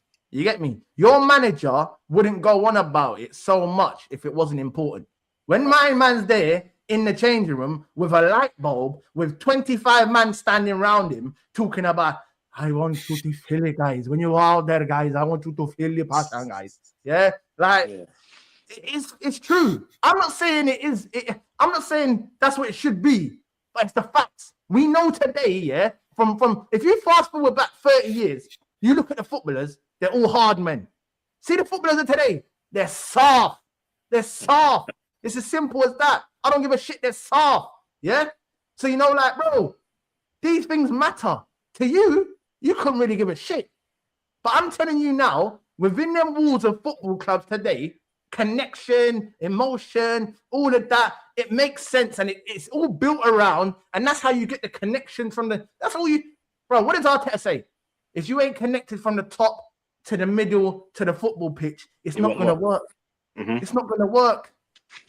And that includes the fans. I hear it. Yeah, I hear it. Come on, bro. But But bro, man, man, you can get all that connection, but if you don't win trophies, man, these people will spit you out. They want you dead. Oh, 100%. Yeah, we get that. Yeah. So it is what it is. I mean, you can look at it from different perspectives, bro. But again, the trophies matter, bro. The trophies matter, bro. Doesn't matter. I mean, the connection matters too. But bro, if you're not putting the cherry on top and I mean getting the trophies, bro. I mean, bro, you won the trophy last season, bro. Bro, you tasted it, my guy. Mali, I mean, you tasted it, my guy. Come on, man. Don't act as if you didn't, do the spinners, run the block. Come on, man. You did that, bro. Yeah. I mean, come on, man. Yeah. So it is what it is at this point. It is what it is. Hey, and shout out Ozil in the charts. Ozil, yes. I'm a referee in the Finnish league. I'm a referee in the Finnish league. You got that correctly. I rep in the 3rd and 4th division of the Finnish league. So right now, I'm also trying to get my UEFA badges. So hopefully in the next year, I should be able to get that. And I'm on serious. Come on, man, you might see Tony at the burner ball, blood. What are you talking about? I'm really fighting hard for my UEFA badges. So come on, man. So thanks for that, man. Big ups. Let's get back into the Arsenal stuff anyway, because we went on a mad tangent. You get me? We talk about Liverpool here, right? Who gives a shit about the ops, man? Let's get back into the Arsenal game. Obviously, we was talking about Arsenal, Tzoliz. Listen, Rory, I wanna start with you. I think you know where I'm going with this. I want to start with you. Talk to me about the skipper. Well, yeah, I mean, in terms of the skipper, I don't think he was as good as what he was against Man City. That's what I will say. But I'll give you that. Yeah, I think Skelly was the best player in the pitch for me. Definitely a performance where I watched and I was like, you know what? Maybe just maybe. And if he can give us that consistent level of performances on a consistent basis, then yeah, I don't have a problem with him being in the starting 11. That's about it, really. Like, listen, I said on your last show that my problem hasn't been his ability or anything like that. It's just consistency, and that's all I've asked for from Odegaard, really. So if he can propose, as I said, the right consistency and he leads us to another Premier League title, then fair enough. I'll hold my hands up. He's someone that I've flip-flopped over the years. In the 22-23 season, obviously I rated him. I think everyone did. The following season, especially the second half of the season, he was instrumental as to how we destroyed their man, the likes of Sheffield United, West Ham, and all them, man. And then you've got injuries that have hampered him big time. So I still think there's a player in there. It's just whether we can get the best out of him in this upcoming season, which will be vital, because every time he does play well, Arsenal play well. He's often the conductor half of the time. Don't get me wrong, there were still some frustrating moments where I'm just like, yo, please stop with this, scoop pass shit. Honestly, it does do my head in when it doesn't pull off. It's he made a couple wasteful passes. He did. Yeah. But listen, he played very well. He wasn't my man of the match, but again, I'm not asking for man of the match performances every single game. Just a bit of consistency in performances like we saw yesterday, really, and that's about it, really. No, 100%. Mali, yeah. What did you think of the skipper's performance? Obviously, we was chopping it up in the GC, innit? And we said that we feel like Skelly was just doing what Skelly does, basically, in that midfield, innit? But you know what I mean? But obviously, they give him the man of the match award. Obviously, for me personally, I feel like we kind of lost ourselves for the last 10-minute period in the first half. I feel like we started to be a bit complacent, over-hitting passes, under-hitting passes, just started to lose ourselves a little bit. But back into the captain stuff. Mali, what did you think of Odegaard's performance yesterday? And what have you thought about him since seeing him come back from the World Cup, coming into the season? He had a good performance yesterday. It wasn't obviously the performance against City, but just steady performance, doing the basics well. Did make a couple of wasteful passes, but he was good. He had a good World Cup. Came back. He's feeling different. He's feeling more positive. You can see the way he's moving around the club. So I'm excited for Odegaard this season, man. I'm not gonna lie. Like, especially with Bruno G, he's gonna be behind him. Skelly's there as well. Listen, this brother's gonna cook. Yeah, he's actually gonna cook. So I'm just excited to see what he has in store for us. No, facts. Before I go to Tony, AJ, what did you think of Odegaard's performance yesterday? And what have you thought of him since you've seen him come back? Since I've seen him come back, I'll be honest, I think most Arsenal fans would have not objected if he was sold prior to the World Cup. Yeah. And I wasn't that impressed with him in pre-season. I thought he was fine, but nothing special. But it was the Community Shield fairs, he was excellent. And that goal where he sat down and run it down, that's the type of swagger I want in my captain. Because when you're a Premier League winning captain, you're a captain for Arsenal, it's a higher standard you have to reach. And I don't mean I can't give you credit where credit is due, but you're held to a higher standard. When you're defending champions, there is an elevated standard that you now have to maintain. Which is why I thought Odegaard, he was pretty good against Coventry. He wasn't the best player on the pitch. Skelly was better than him. Tzoliz was better than him. I thought Ben White was better than him. Ben White was unbelievable. He properly stepped up. And I think we've missed him whenever he's not in the team. And this don't take anything away from Tim, but he's a top defender. But Ben White's just he gives us a lot more in attack, and he doesn't sacrifice much in defense. I think it's that trio, that right-hand side. They're so well connected when they played together. But Saka, Odegaard, Ben White. I think I heard a stat. They've only played together 2 times in the last 2 years or something. Yeah, since 2024. You get me? Imagine that. 2 years since 2024. That's actually mad though, when you actually think about it, because don't get me wrong, Ben White's been injured, Saka's been injured, and Odegaard's been injured.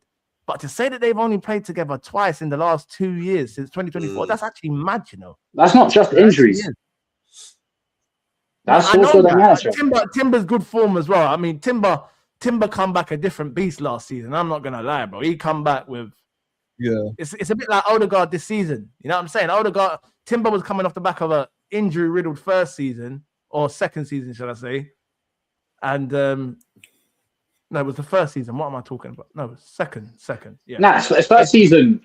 First season was that's where he had the ACL. The second season he was cooking. Last season he started really hot but cooled off a lot by the end. No, he played 28 Premier League games last season. But anyway, going back to what we were talking about before we go on mad. You know what I'm saying? that trio of Ben White, Saka, and Odegaard, bro.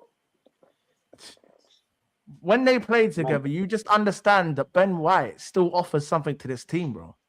Every time I see Ben White play, I don't know about you, lot, but for me, to replace Ben White, especially what you get from him in this system, it's gonna cost you a lot of fucking dough. It's not cheap, bro. The only one I can think of that we could get would be Livramento, and even then, that guy's got an even worse injury record. He's worse than Ben White when it comes to injury record. That's what I'm saying. Livramento's a baller, but he's had horrible luck with injuries. But I was saying Coyote, maybe. Nah. Yeah, Coyote could. He's good. We was linked with Wan-Bissaka. He's obviously gone to Aston Villa now, isn't it? But for me, I don't know, man. I want a right back. You know what I mean? Someone that can. No, Konsa solves that problem of that right back issue. I wouldn't know that. No, it's not a right back only. But I said this as a right back. I said this in my Mosquera will play more at right.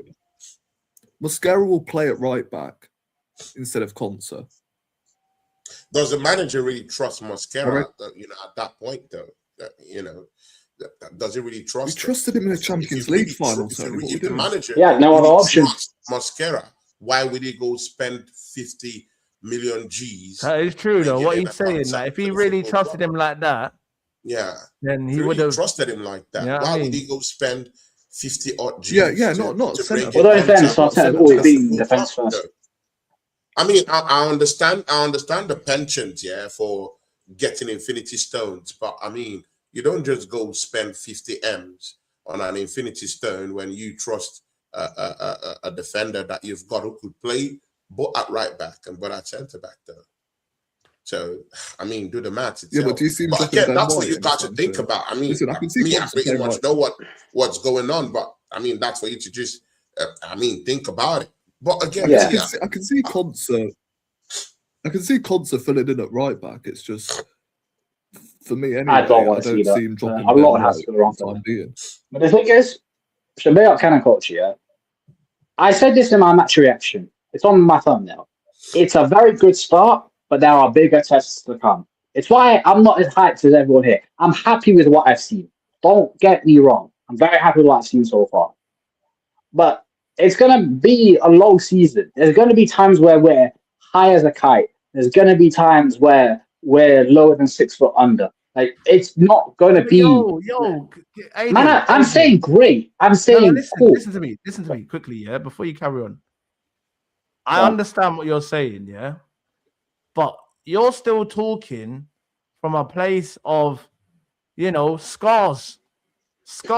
Bro, PTSD. I don't give a shit who the fuck we're playing from week to week. I'm the Premier League champion. I'm coming to your ground or you're coming to my ground and I'm going to fuck you up. It's as simple as that. Like, and I know you're saying, don't get too ahead of yourself. But what I'm saying to you is, bro, it took us 22 years to step with a swagger. Do you think I really give a shit about? We got Aston Villa next week. We got bring them, because this is the time. Bring them in. Emery, I'll rate the chest. I'll rate the chest. What I'm saying is, it's the facts. Bring them. AJ, you got this all wrong, my guy. You got this all wrong. What? We can't be. No. You can't be.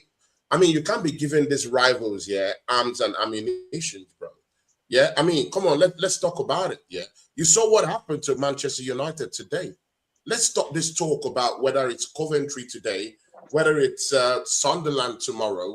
Bro, we don't care about all that shit. When they come, we face them.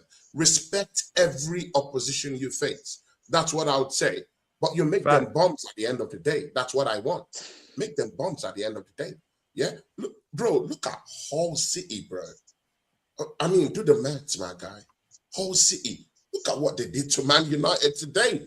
So we're not going to sit down here and start acting as if, there's a bigger one. There's a bigger one. No, there's no bigger one. Every freaking game we'll face any team is the bigger one. Any day we'll face any team is the bigger one. And on to the next one after we win. It is what it is at this point. It is what it is. Yeah. Here's my vision with how I want this league to go. I expect us to retain, but I don't just want us to retain. All them teams, all them bogey grounds that we've had, whether it's Anfield, whether it's Etihad, I want executions at them stadiums. I want Arsenal to go and assassinate 100%, them. 100%. And my point is with Arsenal is, you're talking about what we should do, and I agree with you. I'm saying, will they do what they should do? That's my question. I'm not saying they won't. I'm asking, I want to see that. You know what I mean? Yeah, but listen, see this season. I'm not really on the talking thing, I'll be honest. I'm not really on the talking thing, bro. Like, when the game comes, the game comes. Spring season, bro. You get me? Brother, I'm sorry. I've just done 3 years being taken the piss out of talking about always the bridesmaid, never the bride. I've got a ring on it this season. So talk to me nicely. Exactly, it's as simple as that. Yeah, line them up and we'll knock them down. It's as simple as that. That's how I'm stepping this season. I don't give a shit about no isms, schisms, scousers, manx, them boy over there on the blue side of London. Bring them all. It's literally that. Bring them all, bro. And listen, people might say, you need to chill down or whatever. Bro, I'm a champion for a reason. Yeah, I'm a champion for a reason. Let me just keep it It's a buck. literally that. I was there on Wednesday, jumping around, screaming, videoing. I didn't do all of that just to like show no chest. I'm showing exactly, man. My guy. I grew up in the mud. I started watching Arsenal in the mud.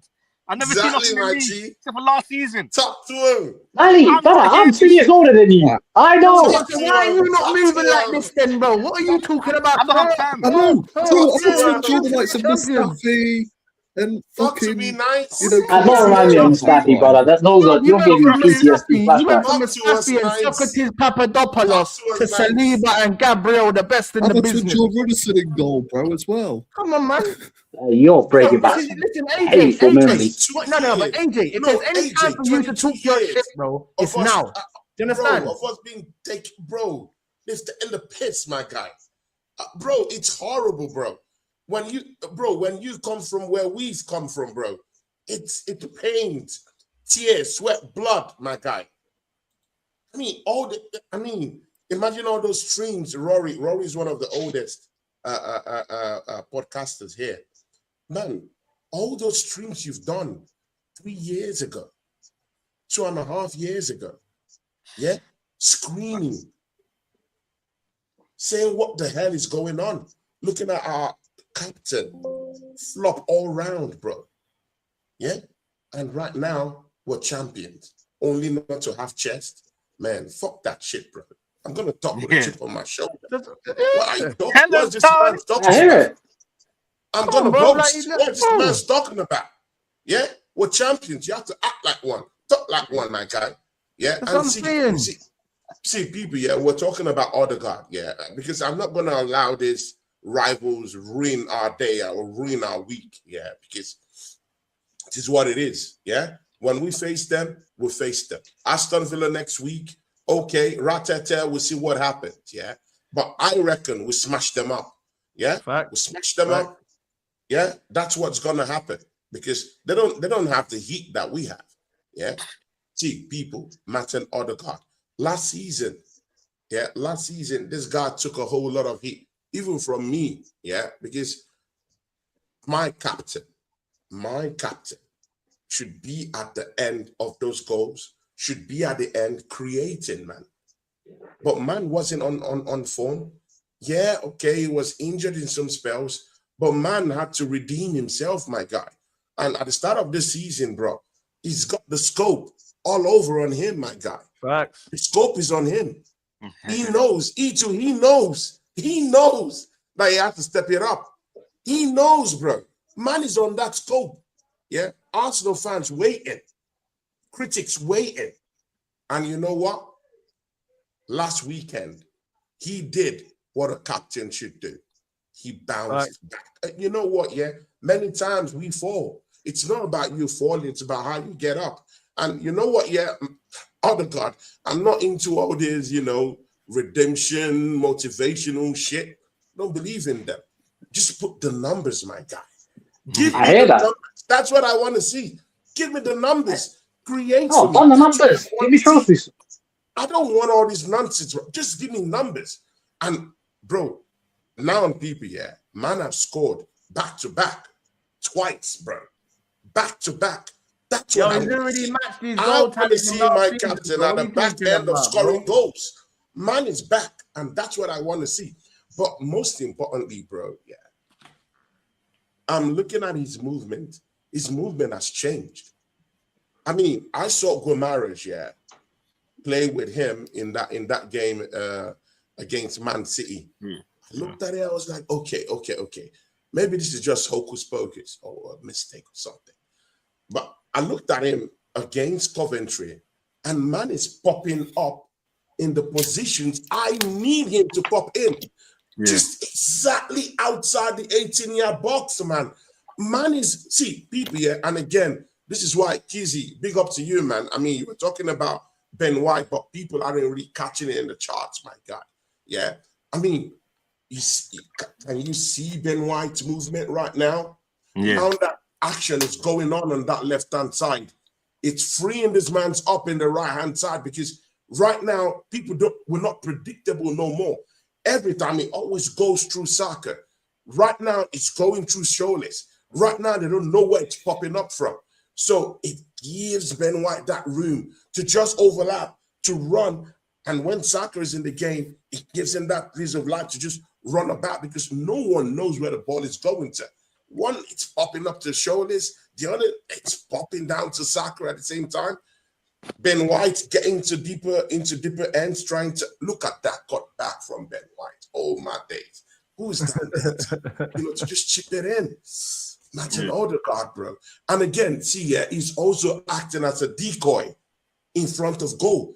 You saw what happened when Tzoliz intercepted that ball from Van Eyck, or whatever they call that Dutch guy's name, Van Eyck, the right back. Man was cooked, my guy. Man was cooked. But again, throw that all away. We saw Calafiore. He just sent that cross in. You just see Martin Odegaard. That ball should have got to Martin Odegaard. He acted as a decoy, left it all open, and the ball just ran straight through to Kai Havertz. That is what I want to see. He should be running on that decoy mode. I want to see him outside the 18-yard box, taking snapshots. That's where I want to see my captain roll. Man is back, bro. And you know what, if Guimaraes comes back, it might be peak, bro. It might be peak. This guy's back. It will be peak. Like I said last week. Bro, you've still got Timber and Saliba to... Let's make sure this man is not injured. Exactly, Saliba. That's just the only thing. If this guy keeps his fitness levels, bro, it is what it is. It's done, dusted, finished. And again, mind you, man is no longer tracking back to actually get the ball from in deep. Right now, the ball's getting to him. Pause. Can I ask you a question?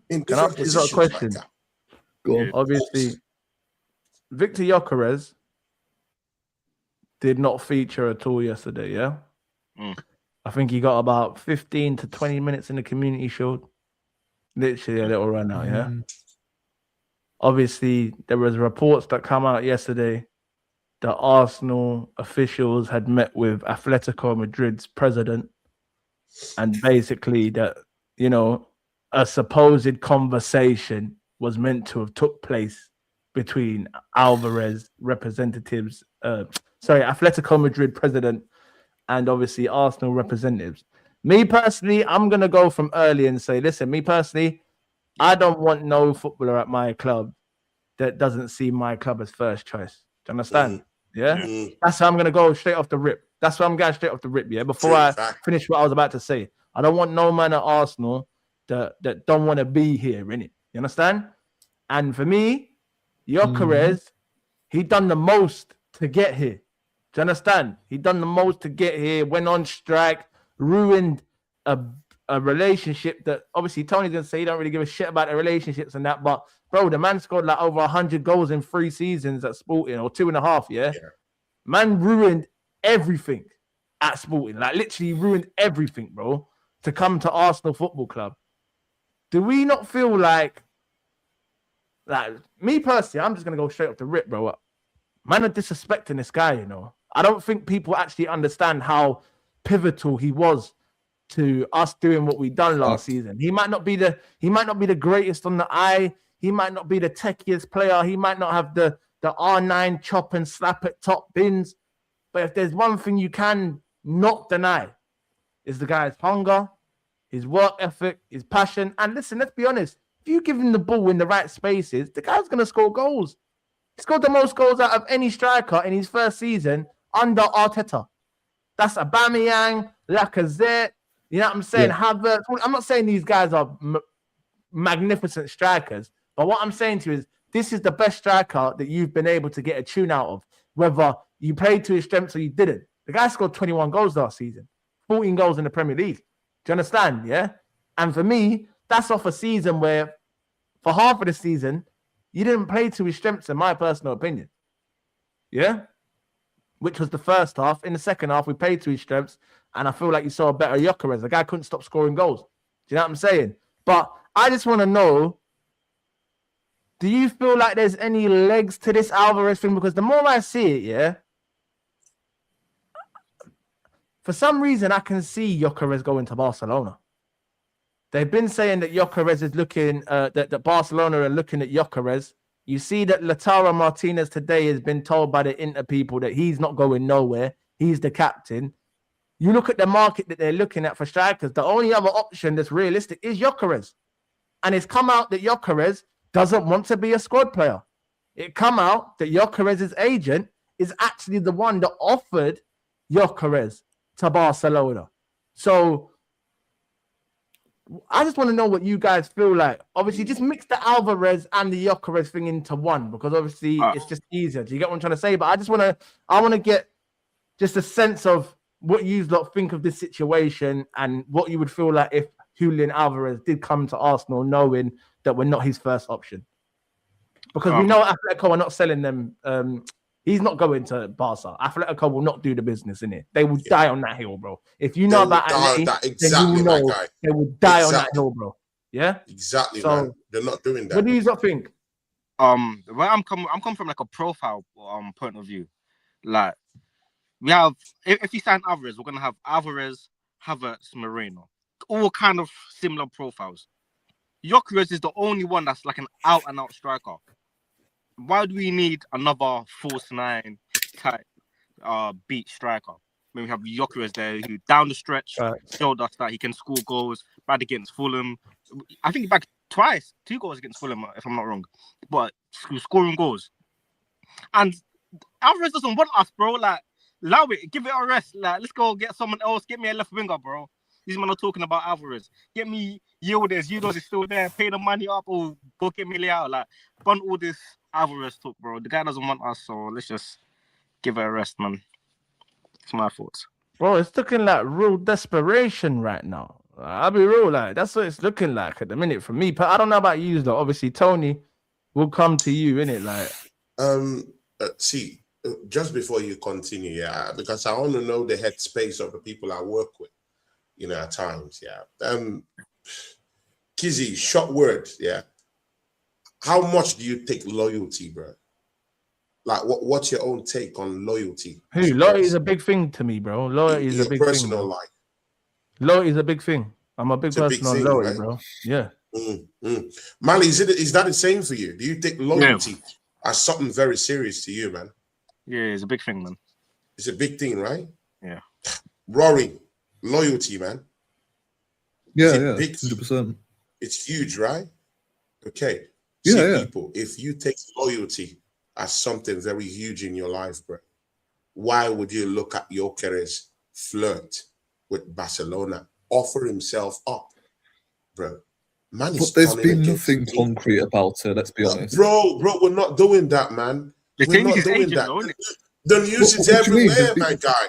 No. The news is everywhere, bro. From who? The news is everywhere, bro. Jesus. There was also the news about Gyökeres and Alvarez swap deal coming up, bro.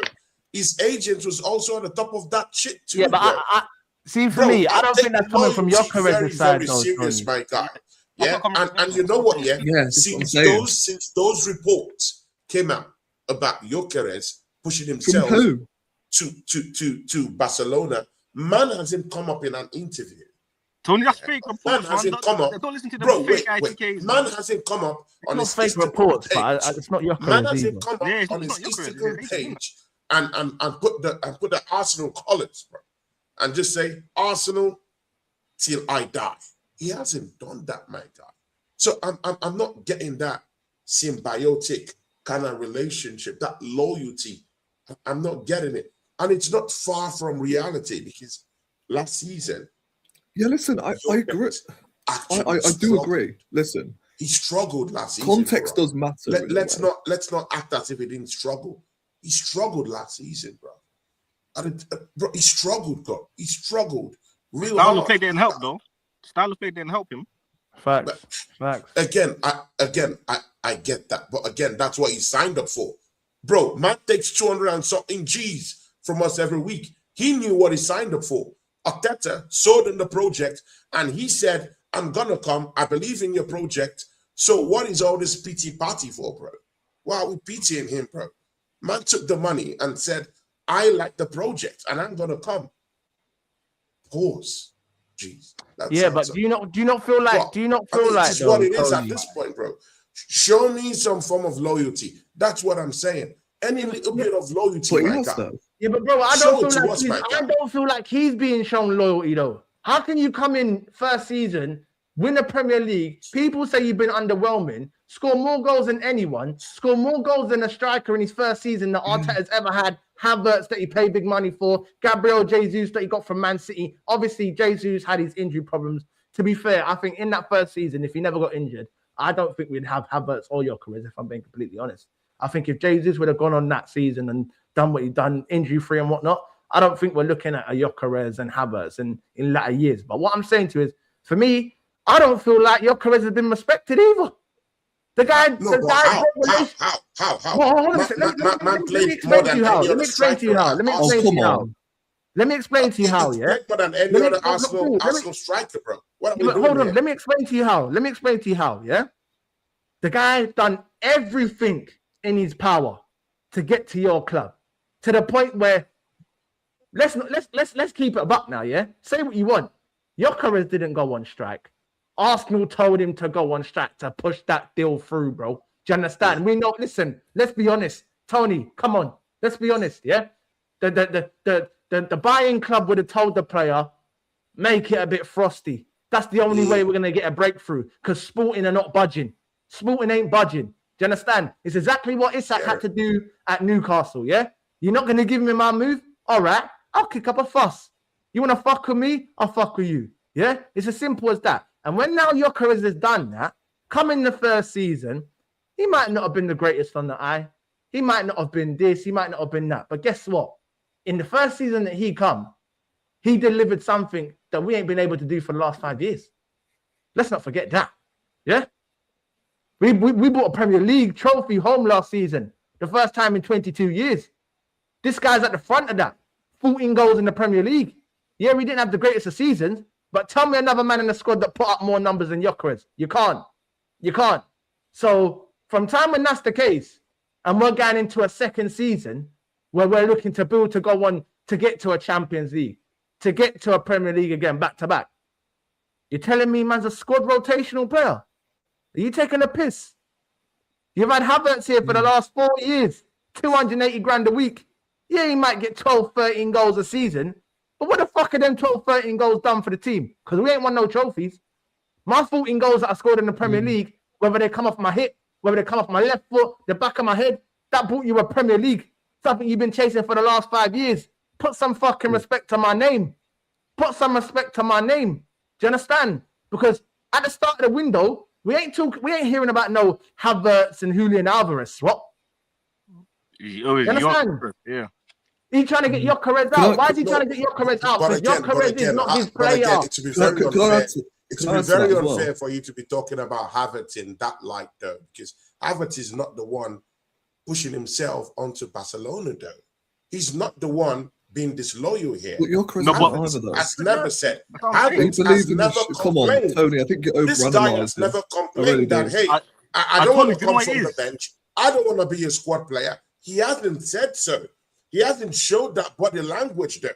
So it's not good. Because he's been robbing 280 grand from Arsenal's pockets for the last 4 years. He's cushed. He ain't going to say nothing. He ain't getting that money anywhere else. He ain't getting 280 anywhere else. Again, I completely get that. But again, you brought him to the conversation. And he's not supposed to be in this conversation because he's not the one pushing to leave the football club. He's not the one trying to act to say, I don't want to be loyal to this football club. And he's the one that even sat on the bench most of the time for Gyökeres to even play because Gyökeres is our first choice striker. And he's the one, don't you forget, he's the one at the center of this, not Kai Havertz. And Kai Havertz has always been the one on the bench, my guy. So, I mean, it is Kai Havertz was only on the bench because he was injured, Tony. Right. If Kai Havertz was fit, bro, he would have been playing. Gyökeres is not Arteta's guy. There were also times when he was also fit where he came from the bench. No, because remember, but there were times when it was fit and okay to play, and he came from the bench. Remember, as soon as Kai Havertz came back, but that's because Gyökeres is in a good form. That's when Gyökeres was in a good form. Soon as Gyökeres started to show a bit of thing, Havertz was straight back in there. Burnley, West Ham, PSG in the Champions League final. Bro, he ain't looked back. As soon as Gyökeres showed that Not 1 to mention ounce he picked up an injury as well. Yeah, listen, bro, I'm telling you now, Arteta could not wait to get Havertz back into this front line. Gyökeres is not Arteta's guy. Arteta didn't even want Gyökeres. He wanted Sesko. He wanted Sesko. Yeah. I mean, he never wanted Gyökeres to begin with. But one thing you would agree is that you don't want any disgruntled player playing for your football club, innit? That's one thing. Well, what I'm saying. If he doesn't want to be here based on the disrespect that he's been shown, because let's keep it a buck now. You might not say it's disrespect, but in my personal opinion, if I come to your club in the first season, score 14 goals in the Premier League, bring you a Premier League title, something that you've been finishing second place in for the last 3 years prior to me coming here, then I'm taking that as disrespect going into the next season, and I'm there riding bench, not getting 15 minutes against City in the Community Shield, and not getting no minutes in the first game of the season. Why should I be loyal to you when you can't be loyal to me? But again, you're not in the camp. Kizzy, I hear you. And you speak in fact, I completely get that. But maybe that's only one side you're actually poaching at. But how about if the manager, a Premier League winning manager, by the way, put some respect on that, is seeing something different in training though? What if he's seeing that, oh, okay, maybe Kai Havertz is doing this hold-up play, a little bit more better. He's holding it up. He's trying to bring in other attacking assets into the game more than Victor Gyökeres. I mean, we all know that Gyökeres is not the one to do the Cruyff turn and do the hold-up play and do all these things effectively. Man is a traditional goal poacher. The system doesn't work for that kind of guy. We know this. So what if the manager is saying, you know what, maybe I need something more better for this team to work with my system to actually play some goddamn attacking football, but not with Gyökeres though. You can still play attacking ball with Gyökeres, like you can still do. I mean, but he has always struggled, innit? We saw him struggle last season, innit? Even in preseason, we saw him struggle. How many goals did he get in preseason though? What if when we played attacking football? We saw him struggle though. Who Gyökeres? How many games? Gyökeres, but I think he only played. We saw him struggle against Girona. We saw him struggle against Real Betis. Even me, I was even saying, you know what? I'm not so confident going into the next season with Gyökeres though. I want other options too, bro. I'm not gonna lie to you, Tony. I was a big Gyökeres guy. If you know, then you know. If KJ's in the chat, KJ would tell you. Before Gyökeres even come to Arsenal, man's a big Gyökeres guy. I was watching him Championship, all of that, like Coventry, Swansea, all of that, And for me, I've always stated the whole reason why I wanted Gyökeres is because he doesn't suit the manager's style. I don't want him to suit the manager's style. Do you want to know why? Because I don't want 11 fucking robots. I don't want 11 robots that are going to listen on Arteta's command. That's why when you got a man like Eze, when you got a man like Gyökeres ain't no maverick, but he definitely ain't a system player. You know what I'm saying? Yeah, he ain't no maverick, but he definitely ain't a system player. And this is what I'm trying to say. We needed players that were going to come into this team and not be system players. Because too many times we find ourselves trying to walk the ball into the fucking goal. Do you understand? Consistently. And that's probably been our Achilles heel over most recent seasons. We don't have them shoot on sight guys. Shoot on sight. You get me? You look at the shooters in the team. Who are the shooters in the team? Outside of Eze, Gyökeres, and maybe a Saka, who's a shooter in this team? Marino. Tzoliz is also shooting too. Yesterday, but we ain't seen enough to Tzoliz to say that he's a guaranteed shooter yet. Obviously, in Belgium, his record, I hear it. But in the Premier League, we haven't, like AJ said, it's only 2 games. So I'm not going to get too ahead of myself. I've seen a season from Gyökeres, and I've seen many of seasons from Eze in terms of Crystal Palace and Arsenal. And I know there's a good enough sample size that if you give these guys in and around, if you give these guys the ball in and around the 18-yard box and they can get clean contacts, these men are rossing it. These men are shooters. We ain't got many shooters in this team, you know. We ain't. I hear you, but Odegaard goal yesterday. Sorry, I feel that game on Friday, if Gyökeres played in it, he was going to struggle. I didn't see any traditional passes into the 18-yard box for him to just be a fox in the box to score those goals. Sometimes you have to be mobile enough to be able to get or latch onto those kind of goals. So again, it is maybe it's Arteta's style. Maybe he just wants to change something, bro. And again, it might be harsh though. It might look harsh, my guy. Might not be what you like, my guy. But I'm gonna trust the manager. No, I hear it. I hear it. Because he's the one that's working with these guys. He's the one that knows what he wants for this team. He's the one, and I'm going to trust him. He's the Premier League winning manager now, so I'm going to trust him. He sees what happens on the training ground, training pitch. So, and again, people, let's go better strikers out there, bro. We can go in and get Victor Osimhen, who is more mobile, who can score more goals, and who can generate work in this system, my guy. Seriously, even as a traditional striker, my guy, you know. Can do. Can I ask a question, Tony? Hold up play. He can score goals. Aerially, those crosses coming from Tzoliz is going to have a new 6 foot plus striker ready to, you know, dug it in. He has that that bite. It is what it is, my guy, at this point. But yeah, I was going to ask a question, Tony, real quick. On a scale of 1 to 10, how desperate are you for Julian Alvarez at Arsenal? Just out of interest. I'm not more on the Alvarez side. I'm more on the Victor Osimhen side. But I'm on about Alvarez. Would you take Alvarez Arsenal? Or in fact, let me rephrase that question. Do you rate Julian Alvarez as of today? I rate him. Man is a winner. Highly or player. He's won the World Cup. He's won every trophy. I mean, that he needs to win. You know, South America. He's won trophies with Pep. Played under Pep.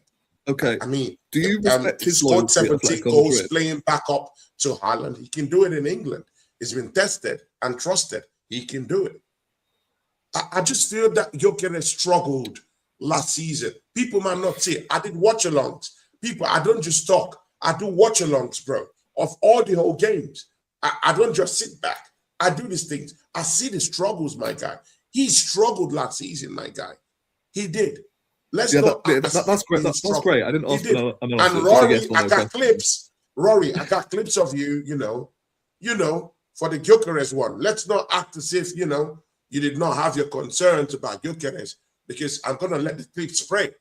Bro, I got clips of you, you know, talking about Gyökeres and all that. Hold on. I mean, we're not going to do that here, bro, because I got ammunition. I got weaponry, my guy. Yeah, I got it. Sorry. So it is what it is. I mean, so don't just sit down here and act all holy on that one. Kizzy's out here hold talking on a minute, about Tony. Gyökeres and Mali too. So it is what it is. But hold on. I wouldn't hear you out on that one, Tony, because you said that I thought we were going to win the league last season, but I didn't say it. You couldn't find any video evidence of me saying it. So, no, you know, but let's you were not critical do of this Gyökeres, here. bro. Don't act as if you weren't critical about Gyökeres, bro. You were too. Weren't you? The only bit of criticism I had with Gyökeres last season was his box movement. That was it. Bro, I we're didn't not have, doing this, my guy. Much concern because I was saying, listen, I critiqued him. You critiqued him, bro. God damn it, Joshua Gunner did it too, man. What? Many people did it. I mean, I just started fucking with what Kizzy and Mali of recent. You know, I don't know if they critiqued Gyökeres in any way when he was having his shortcomings, you know, during the season. See me, bro. I'll be honest. I'm very sure that you guys critiqued him, though. I'm not gonna lie to you, yeah. I'm not gonna lie to you. Let me quickly just chime in on this. Like, obviously, man was a big advocate for Gyökeres to come to Arsenal. Like, I was saying, yo, we need this guy. Bring him. And listen, for me, I think there's two sides to every story. I'm not gonna lie to you. Yeah, there's that side, there's that side, and then there's the truth. Yeah. So the way I see it is, the manager, for one, hung him out to dry, in my personal opinion, in the first half of the season. Yeah. Gyökeres didn't help himself, but you could also say that towards the middle of the season, January onwards, they've obviously sat down. Yeah. Listen, they've obviously sat down and they've said to themselves, how can we come together to make your position in the team not look, because listen, let's be honest, yeah. There was no connections, bro. There was no connections. That, bro, there was times when I could see Saka pass my man the ball. Saka didn't even want to give him the ball. Facts. Odegaard. There's many times that Odegaard could have played him through. He didn't play him. You get it? Like there was times when man were literally not giving him the ball. And listen, that could be down to two things. Yeah? One, because man just don't want to give you the ball. Or two, they just don't rate you like that in terms of technically they don't think they're gonna get it back. You know what I mean? Normally when you ain't trying to give someone the ball, it's normally because you know you ain't really gonna get it back. You know what I'm saying? Like, I can look at Mbappe sometimes. When he gets into the final phase, he's not passing to Vinicius Jr. Because Vinny ain't giving him that fucking ball back. Do you understand? Yeah, Vinny's not giving that how ball about back. if they don't trust you enough to actually... Yeah, that's what I'm talking about. They don't really trust him, innit? They don't really trust him. Yeah. That other one, the Vinny and Mbappe one's more of two top players trying to get numbers on the board. But the Gyökeres one is more of a, they don't really rate your thing like that. I'm telling you, they would have seen man touches and all of that in training. They say, like, you know how the man them go, bro. Yeah, when sure. a man comes to kick ball with a man them, and man's got a baggy first touch and that, man I said, like, yo, put the next one on him. You know, like that. Man are trying to get, you know what I'm saying, memes and that out of my man. Make sure. Look at Surely just came, but man, them, they all trust him, bro. Yeah. The left are solid, they're working 100. because this man's them, they trust him. The balls are getting to him. Yeah, they trust the man. Go on. Can I ask a question, right, on the follow-up to my previous one, Tony, right? Do you rate Alvarez's loyalty at Atletico Madrid? Just, again, out of curiosity. Now that you mentioned Gyökeres' loyalty, do you rate Alvarez's loyalty at Atletico? Bro, man has won titles with Man City. No, come on, bro.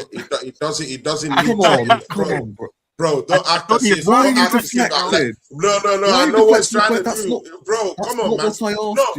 No, Rory, you know you fucking with the right one. You know that, bro. You know I do this thing, my guy. You know I do this thing, my guy. I know, you're trying to be slick with me. No, Rory, you're trying to be slick with me. You know I'm that guy. You know I pop the heat wherever I go. No, but he asked you. Bro, don't act as if. That's not what I asked, bro. No. Don't act as if Alvarez became a legend at Atletico Madrid. No. He got his name from Man City. He's won titles at City. He's won the World Cup. He's saying Alvarez is not being loyal. So why are we doing it? No. Why are we doing this? I'm asking you about loyalty, bro. No, but he's asking you about the loyalty thing, innit? He's asking you about the loyalty thing. He's saying to you, go on. Yeah, it doesn't have to show Atletico any form of loyalty, my guy. That wasn't the football club that gave him his name. How about that? Oh, yeah, but my. Would you say that Arsenal have given Gyökeres his name? Nah. Bro, Sporting Lisbon gave Gyökeres every single thing he is right now. They took a chance at him, my guy. Alvarez, never. Not Atletico Madrid. No. And again, you guys are completely forgetting. You guys are totally forgetting that man is actually stinking it out there at Atletico Madrid. Man they're not playing to his strength, my guy. He's in a goddamn system that's playing. Listen, I don't listen. Do you know what it comes down to with Alvarez at Atleti? You score a goal, you go defend. You know what he doesn't like his football. No, but listen, Tony, the same thing, is happening to Alvarez. Is what happened to Gyökeres at Sporting. They had a pact, they had a deal, and the higher ups in that club have gone back on what they said. At the start of this season, or in his contract or whatever. In his contract, before he went to Atleti or whatever, it's being said that my man has clearly stated if Barca comes in for him, he had that gentleman. And apparently they told him if that's the case, they come in for you. As long as we get what we want, you can fuck off. Yeah. But now that time has come, These men are trying to do the wrong and strong thing, talking about, yo, man's holding man for ransom. You're not going nowhere. We ain't selling to Barca. We don't want to do no business to Barca. Whatever we told you was cap. You ain't going nowhere. Hold for ransom. Yeah. That's what's going on right now, bro. You understand? And it's the exact same thing with... Not to mention Alvarez will start for Argentina anyway, so... Huh? What did you say, Alvarez Rory? don't even start for Argentina either, that's the thing. So... Like when I watch Alvarez for Argentina, no, like come again on that, Robbie. Come again. He was injured. Sorry. He was injured. He was injured going into that tournament. Was he injured? Rory, what did he say again, Rory? I didn't hear you, Rory. What did he say about Alvarez? Well, to me, like Alvarez in the World Cup was below average, and last season he scored 8 league goals. Like, yeah, but listen. Bro, again, if you're saying like he's not playing again, Rory, answered that question. He's playing. What question? Under Diego Simeone, my guy. And haram he's playing under Diego Simeone, my guy. It's not high octane attacking football, my guy. The playing style is haram to him, bro. Man can man can be an attacker. So if Alvarez was going to come to Arsenal, he wants out. If Alvarez was going to wants out. If Alvarez was going to come to Arsenal, would you make the same excuse for Alvarez? The fact he's playing under Arteta? Under Arteta, it should be something different. No, but he's saying if he was to give you the same output, he's saying if he was to give you the same output, what would you say then? Like, what would be the excuse? I'm very sure he's not going to give her the same output. He's not going to give her the same output. Yeah, but he's saying if he did, if that was the case, what would your thought process be if that was the case? Because at the same time, you can say you don't think it will happen, but it's not a guarantee. You know what I'm saying? Like, it's not a guarantee that he would come and be an instant hit, bro. Yeah, it's not a low striker. I think it's but bro, we have some guarantees though. This is the fact.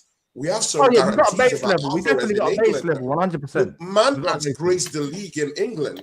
He scored 17 playing backup dancer to Helen Ireland. You know how hard that is, man, bro.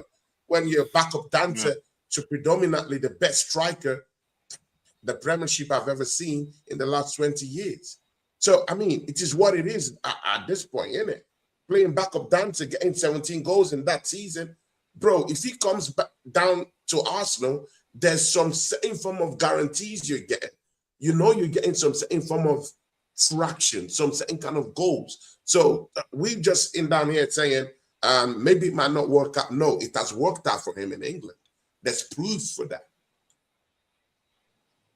All right, cool. Obviously, I know you got to go soon, innit? So before you do go, I know you got to go, innit? So obviously, before you do go, what would you pay for Alvarez? Ooh, now that's a big one, man. That's a big one.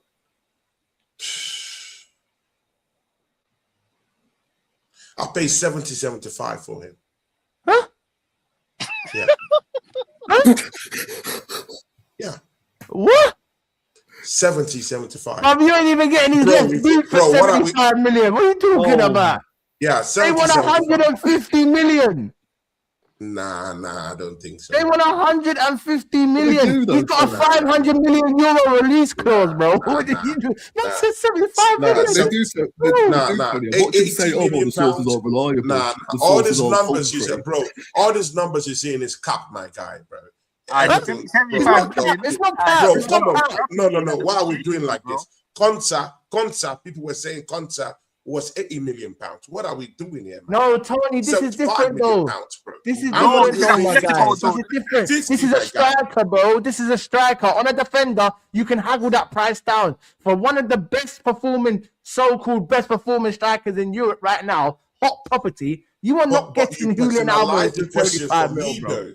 You personalize the question I would admit, right? No, I do hear that. Yeah, I'll take it back. I do hear that. How much it's going to be. So you're asking me a personal question. I do hear that. How much are you willing to spend on it? And I said 70, 75. So it's a personal one. But when you're talking about the business in real time, what do you think we'll pay if we was to get him then? That's the question I should have asked you. What price do you think we'll pay if we do get him? But again, this is where the problem is. I think we have a couple of players. I think we have a couple of players that can go through swap deals that might shorten the amount of money we pay Atletico for him. We have Gabriel Martinelli, who is still looking for a football club He's being forced out of this football club. A swap deal could happen, and it could shut in that the money we have to pay to Atletico to maybe 50 M's or something like that. Yeah, how about that? You'll get it. He wants to leave, people. He wants to go. He doesn't care if it's Barcelona or Atletico Madrid. And don't you forget, well, he does though, Tony, and Rory, come on. that we've also heard about a swap deal with him and Alvarez. So that one is still even on the table, because I think Gyökeres is looking at the disrespect somehow of not playing before Kai Havertz, and he would say, you know what, I want out by any means necessary. So it's possible he could also go the other way around to Atletico Madrid. It's possible, my guy. And then we can shut in the amount of money we pay. How about that?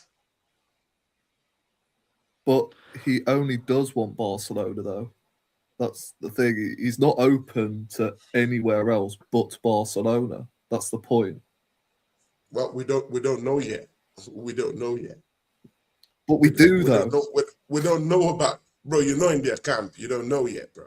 But we don't know. What we do is, it's like we don't know about what's going on with the Gyökeres situation, and you're saying it's everywhere. Apparently, nothing's been concrete yet. So I'm saying, we're hearing rumors. Where are you getting your? Yeah, I get it, but we're hearing rumors, innit? I mean, we're hearing rumors, right? I mean, the Vinicius Junior thing was all rumors until it crept up on us, innit? So, I mean, it's all rumors. Yeah, and the Alvarez rumors are concrete, because the journos have actually come out with, heavy reports that he does only want Barcelona. That is true. Yeah, but it's also being stated. It's also being stated that Atleti will not sell to Barca at any price. They don't give a shit. Any price. They're not budging. Exactly, they're not budging. So, they're not. They're not. They will not sell him to Barcelona, bro. He will not go. I'm telling you now. From time when Atleti say he's not going there, huh? Yeah, I'm not denying that. It's just that obviously Alvarez still only is prioritizing Barcelona. Yeah, I do hear what you're saying. But I feel like, me personally, I feel like the only deal that makes sense, and then I'm just looking at it from this, I think it's a domino effect. I think Barcelona become just, bro, they're saying, yo, this Alvarez guy thing is too much, bro. Fuck this guy. You know what I'm saying?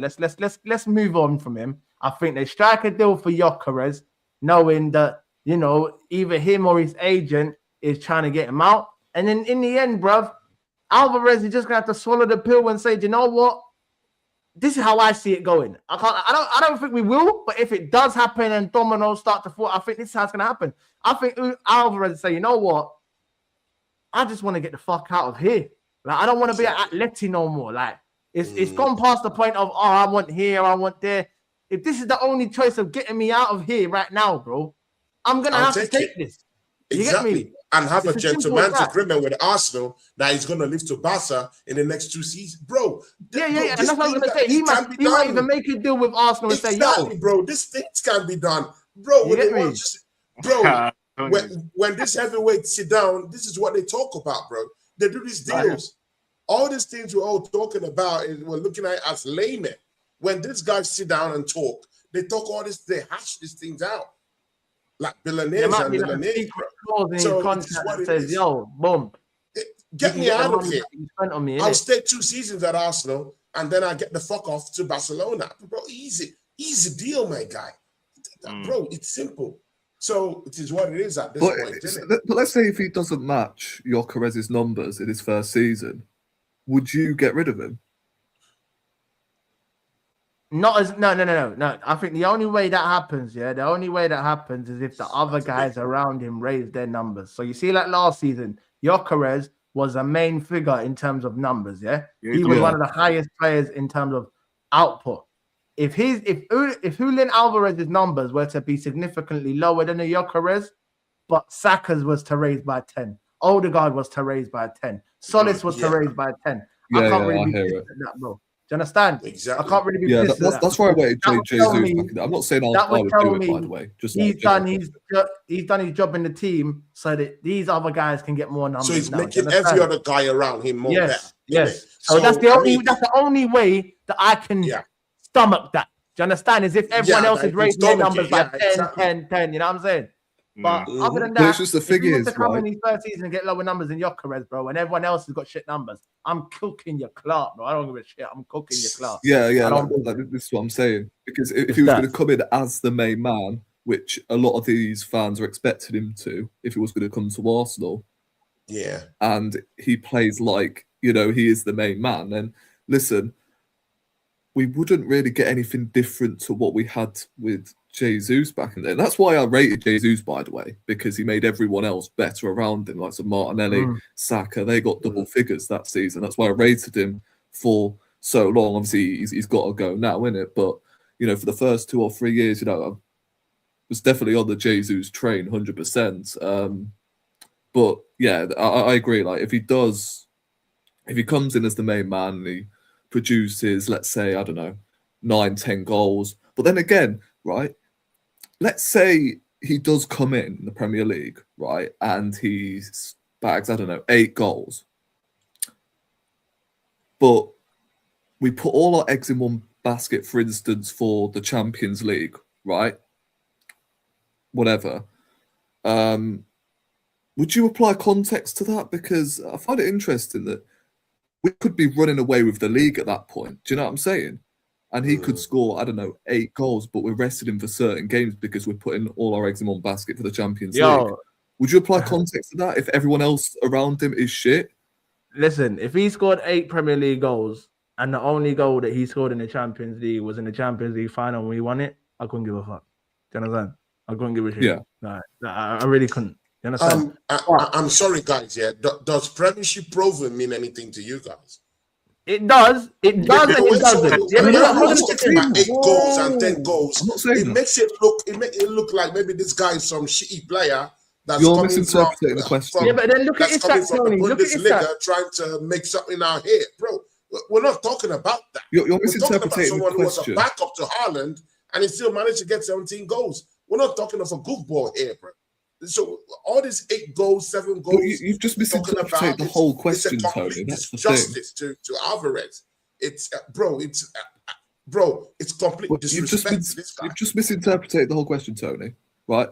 I even said, like, listen, with Alvarez, if we would have had the Premier League, for instance, wrapped up come, I don't know, January, February, but we rested him in certain games in the Premier League because we know, listen, we've got this title on lock, so we can then focus on the Champions League, then, you can maybe apply context to that. But when I heard 8 goals, 10 goals, I mean, I just feel that man. Obviously, I want to go back to back. We've seen him play here before, so he knows English football. So it's not like he's going to just come out here and stink up the place.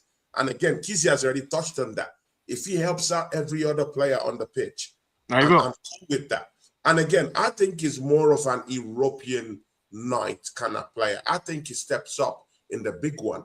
I don't think we have enough steppers. I'd agree with that. Maybe in the Champions League final. We don't have big steppers. I think he's that kind of guy you can have in a Champions League final that's going to show up to the place, bro. I think he's that kind of guy. If you're going with Alvarez into a final, bro, it's something different, my guy. But do you guys see him as like a lone striker? That's the thing. This is what it is. No, but he's a false 9. He's not even a striker. He's a false 9, isn't it? And let's be honest, that's what he plays like on the left as the 2, doesn't he? From bro. He can play as a striker. He's a multidisciplinary player. He can play as a striker. It depends on how you want to use him in your system. He can play as a striker. He's done that before. He can play behind he's not that player. The main striker. He can play on the left. He can play on the right. God damn it, he can play in the number 10 position, bro. He can play in anywhere around that attacking quartet, my guy. Yeah, like including the number 10. His best position is, for me, behind or alongside the striker. Alongside, exactly. But he's never been a lone striker. 2 strikers or something. He's never been a lone striker. That's the thing, right? Exactly. He's a very mobile player. This is the thing. He's a mobile player, so he pops up in different. Is he going to work with Odegaard though? That's the thing. Yeah. I'll tell you why. If Havertz can work with Odegaard, Alvarez can work with Odegaard, and I'll tell you why, yeah?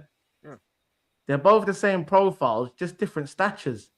Havertz is long and dangly, and Alvarez is short and you know, just a bit of a softer build to say as such. You get what I'm trying to say? Like, bro, they're both players, yeah, that they're not 9s, but they're not 10s.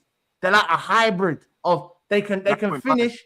Havertz not necessarily on Alvarez's level when it comes to finishing, but in terms of the way they read the game is like a midfielder, but the way Alvarez scores is like a number 9. Yeah, it's different.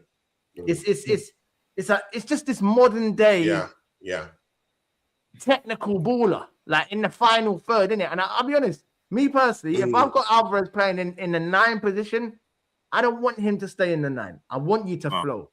I want you to flow. You've got the license, to go over the. But again, that's his game, though. So you're saying you don't want him to be that's his game. But that's what I'm saying, isn't it? That's what I'm saying. I don't want him to come to Arsenal and be an out and out number 9 and wait for the ball into the box. Yeah.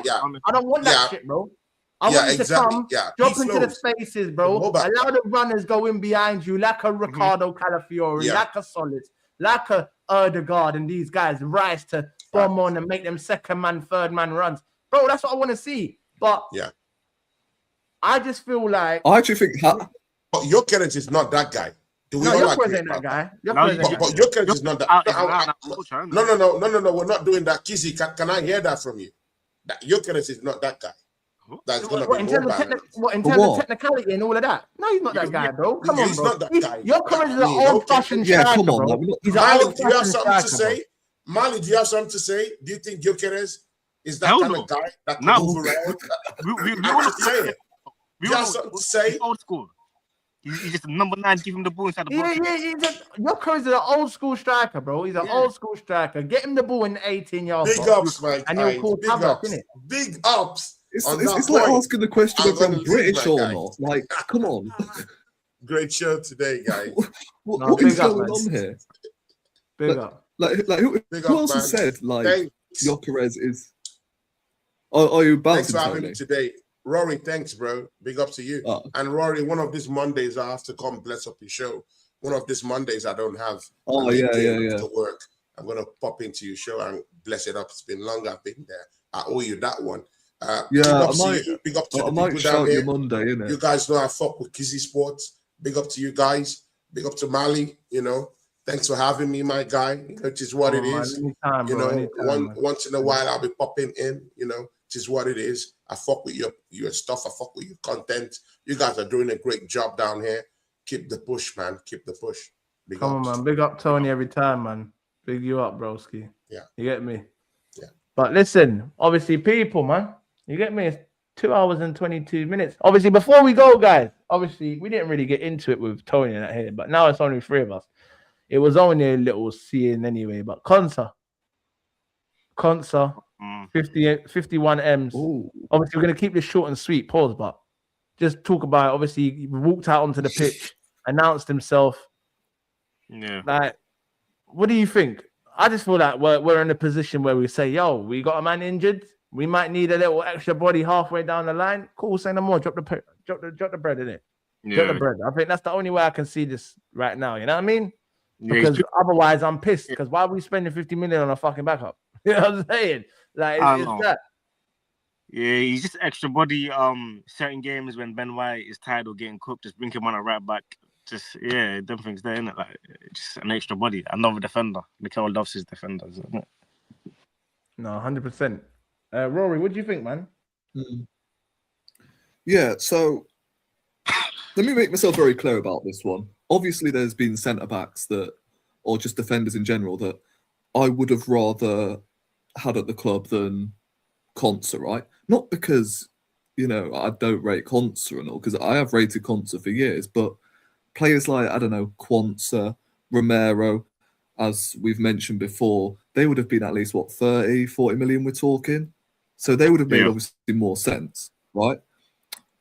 Not to say like they're any better than Konsa, because I don't think they are. But I think, the money, when we're talking a backup, I think like the Quansah and Romero would have made more sense. And I was a bit concerned whether or not we would have actually, you know, for instance, if it was 70, 80 million, that's the sort of money that we should be spending on the attack. So that was the concerning thing about, you know, this concert deal, whether or not we were going to splash 70, 80 million pounds on him.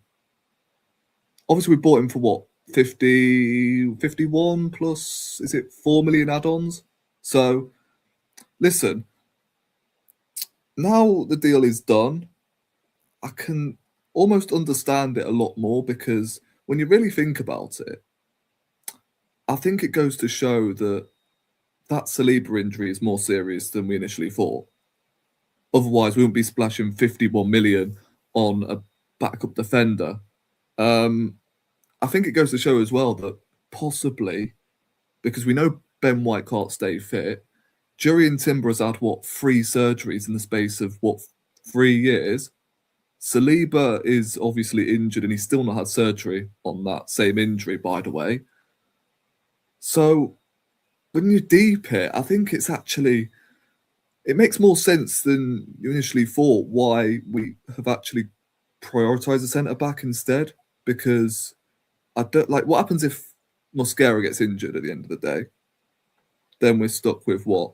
Because again, as I said, Ben White's fitness is slightly questionable. You've got Jurrien Timber. We don't know exactly when he's going to be back and whether we're going to get a consistent run of games. And I think it does suit Arteta's profile of what he's looking for from a centre-back. I think he epitomises everything that we need at centre-back.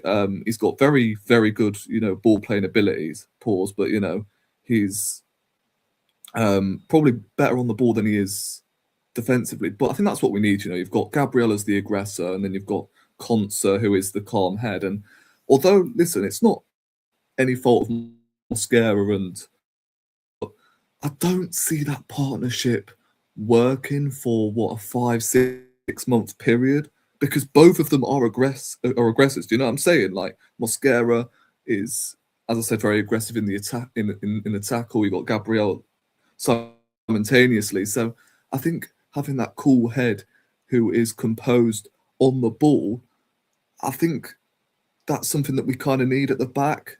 I know we've got that in Salmon, but obviously we don't know whether or not he is ready for Premier League action, obviously, because, you know, this is a competitive league. So I think, listen, it's a decent signing. I'm happy with it. And I understand the move. It's just I didn't want us to splash 70, 80 million pounds on a defender if it meant us not addressing the attack. That's been my point the whole time, before anyone twists me up on that. I've dealt with the fee, but just not the player. So I just thought I'd make that clear. So it's a decent signing, and I think he will do fairly well. It's just if we can get that left winger, then I think I can see no one snatching our chain this season. And even now, like, no one is snatching our chain. That's the thing. Yeah, I was just about to say, I think even with what we got right now, bro, I still don't think that's going to happen. But I just feel like it's just the Champions League, isn't it? Anything can change at any point in the season. I do feel like, big up. It's when we can go one better. That's another thing. Big up. Make sure you're subbing to the channel, man. 5 subs away from 100. Big up, man. We just had Tony Claude Gunner on here. We had AJ on here. You get me? Big up the bros, them. But no, yeah, obviously, Konsa, me personally, 51 million, 4 million in add-ons, 55 mil all in. England international. Obviously, I agree with what you said, innit? I've been saying that for the last 3-4 days, innit? From time when I heard that Konsa was coming and it was going to be Ezri Konsa, you know what the state of the injury is for Saliba, innit? You know what I'm saying? Like, he ain't coming back anytime soon. Like, let's keep it a buck. Probably December time, so that's what I'm thinking. Bro, I wouldn't get too happy about that. I'll be honest with you. I'd even be pushing towards the more back end of the season. Like, I'm talking crunch time. You get me? Like, I don't think and maybe he might be ready before that, but I feel like just based off everything that's happened around him and that injury, yeah, especially with us going and getting Konsa now, If we can get past that time of January, February, get into March, April, May, and we're there for all the trophies and all of that, I feel like that's when he comes back into the team. I'm going to be real. Bro, like, you might as well just get surgery now. Huh? You might as well just get surgery now, bro. Bro, I would have had the surgery. You might as well just get a fucking surgery, bro. Like, yeah. Huh? I don't get it. I mean, listen. If this Konsa Gabriel Mosquera Gabriel partnership, or even Mosquera Konsa, if this partnership does work out, whoever we play at centre off, obviously it's going to be Gabriel and then either Mosquera and Konsa battling it out. It won't surprise me if we just give Saliba the season off if we are in a comfortable position. Why not? At least, I feel that we March, can do. February. When you look at Konsa, you've got Mosquera, you've got Ben White, you've got Hincapi, you've got Calafiori, you've got Timber, you've got fuck me. You got Marley Salmon there as well, and the poor kid ain't even gonna get any games. Like, this could be a perfect moment for you to actually develop Marley Salmon in terms of you've got Konsa, you've got Mosquera. Let Salmon be that third choice. Let him play Carabao Cup, FA Cup, like you did with Max Dowman last season, and let this boy actually get a feel for it. Because listen, I'm going to be honest. Let's keep it a buck. If Saliba keeps carrying this back injury and Madrid come with 150 million, call me a fucking madman. I'd have to look at it. I'm not going to lie. I'm not going to lie. Call me a madman. Listen to me. No. Listen, Rory. What you're not understanding is, back injuries at 24 is insane, bro. Yes. Yeah, listen, I hear it. Like, do you actually bro? Back injuries at 24, 25 is fucking insane. Yes, and I'm telling you right now, Rory, they ain't gonna get any better when my man's doing up holiday with Ruby Rose. Yeah? That's gonna turn from back pains, chronic back pains, to spinal fracture. I'm telling you, cuz. Yeah? That's going from chronic back pain to spinal fracture, fam.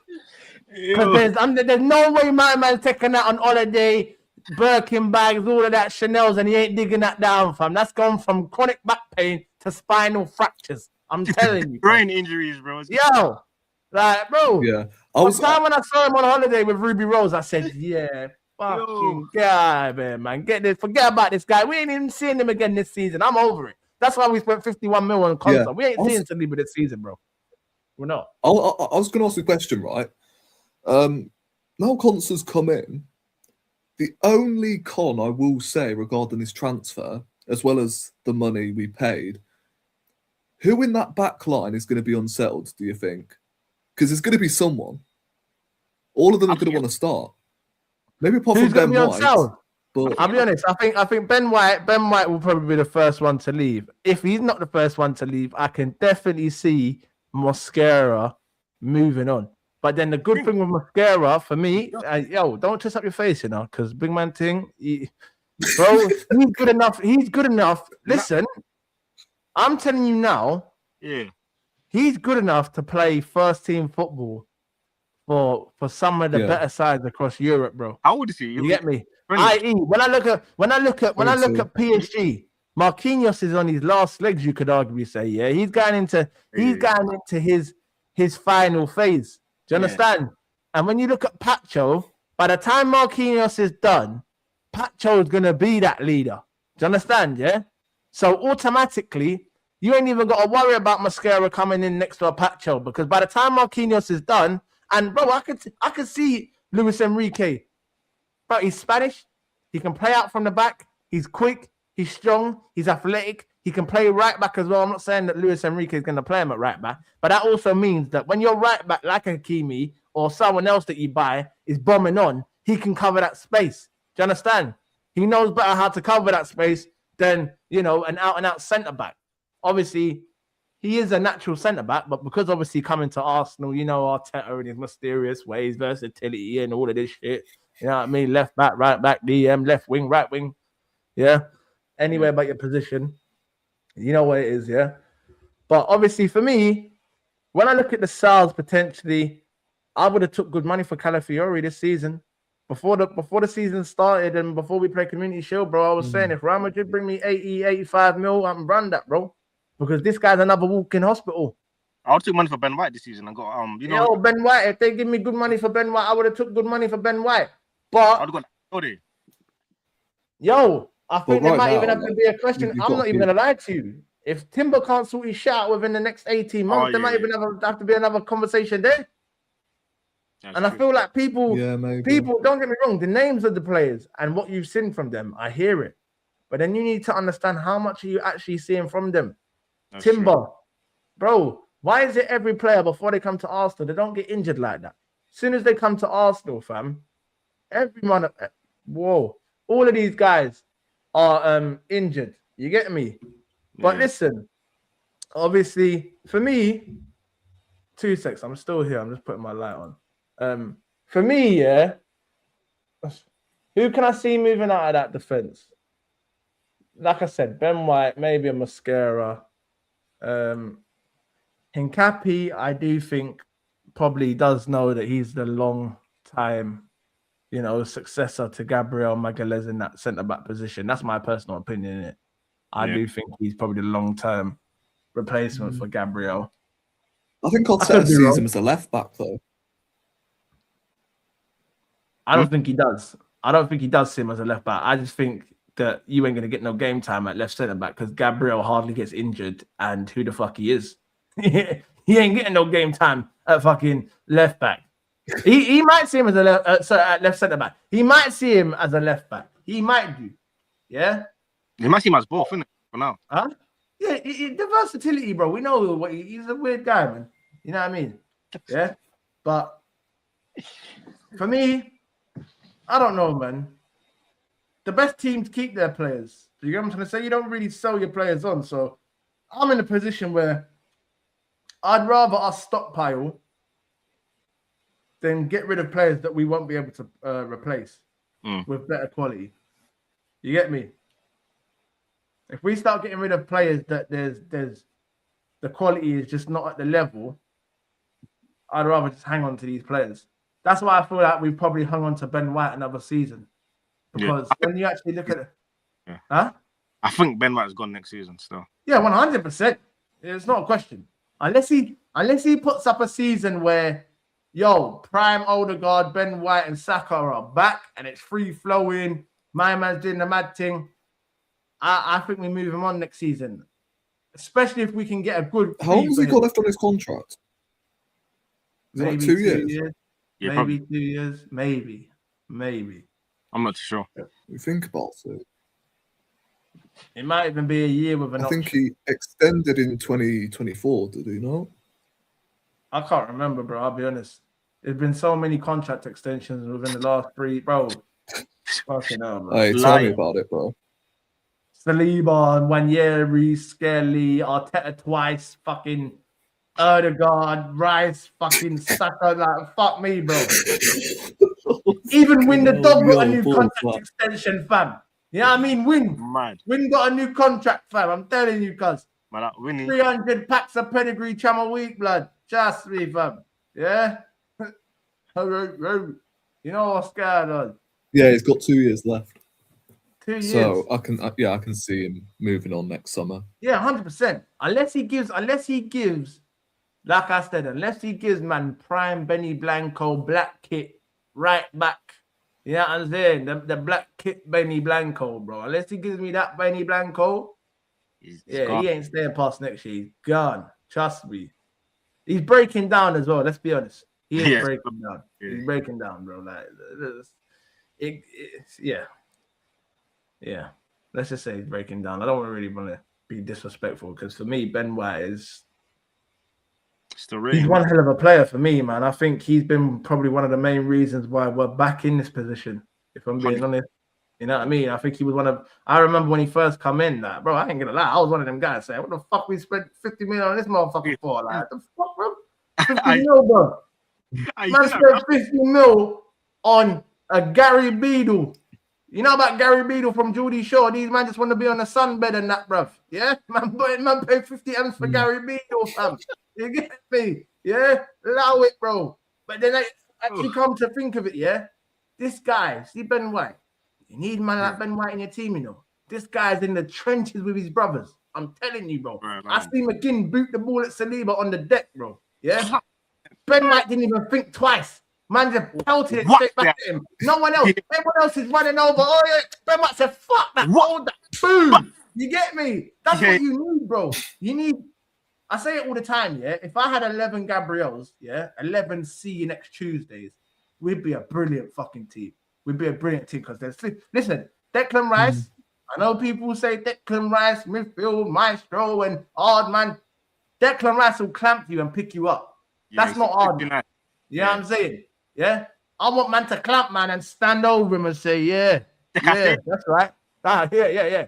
My man will clamp a man and come on, son, get up. We'll go for a pie mash. Do you know what I mean? Like, fuck me, bro. You know what I mean? Probably Nkapie does the same thing. Nkapie is one of them. Gabriel's one of them. Bruno G's now one of them. Havertz can be a little prick at times. You know what I'm saying? I'm not gonna lie to you. I remember St. James's Park, bro. My man's clamped my man and just basically looked in his face and just said to him, like, "Yeah, fuck you, bro. I clamped you and what?" But that's what you want to see, bro. I was going to say, like, regarding Ben White, right?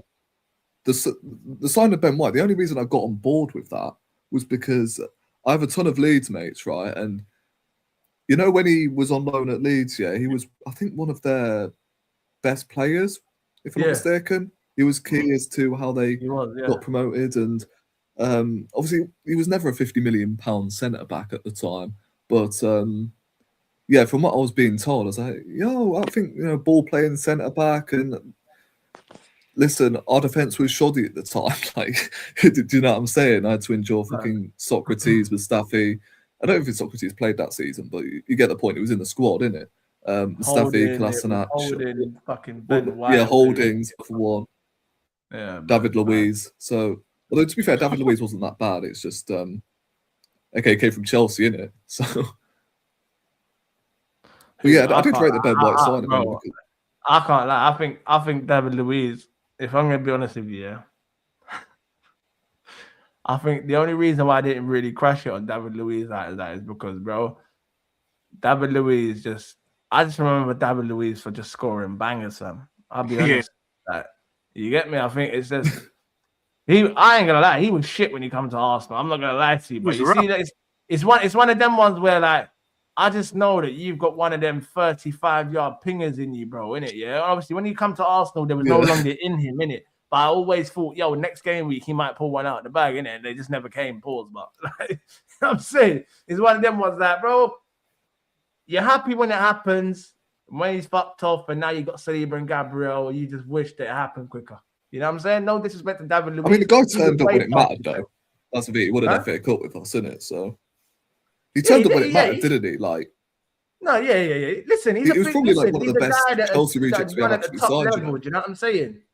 He's a guy that won at the top level. Yeah, so. Like, first season, I couldn't forgive him for the Man City game. We will remember Black Lives Matter, David Luiz in it. But I have to say, like, his second season, I thought it was solid.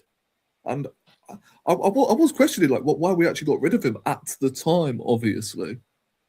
Because we needed that sort of experience, and we conceded, 9 goals in our first 3 games. I don't even want to.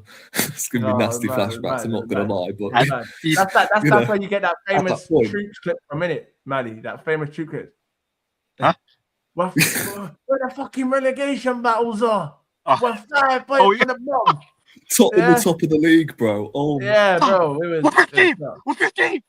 We're fucking 15. Yeah, we're fucking 15, sir. My man's there just like this. He just in pure disbelief, bro. My man's just there.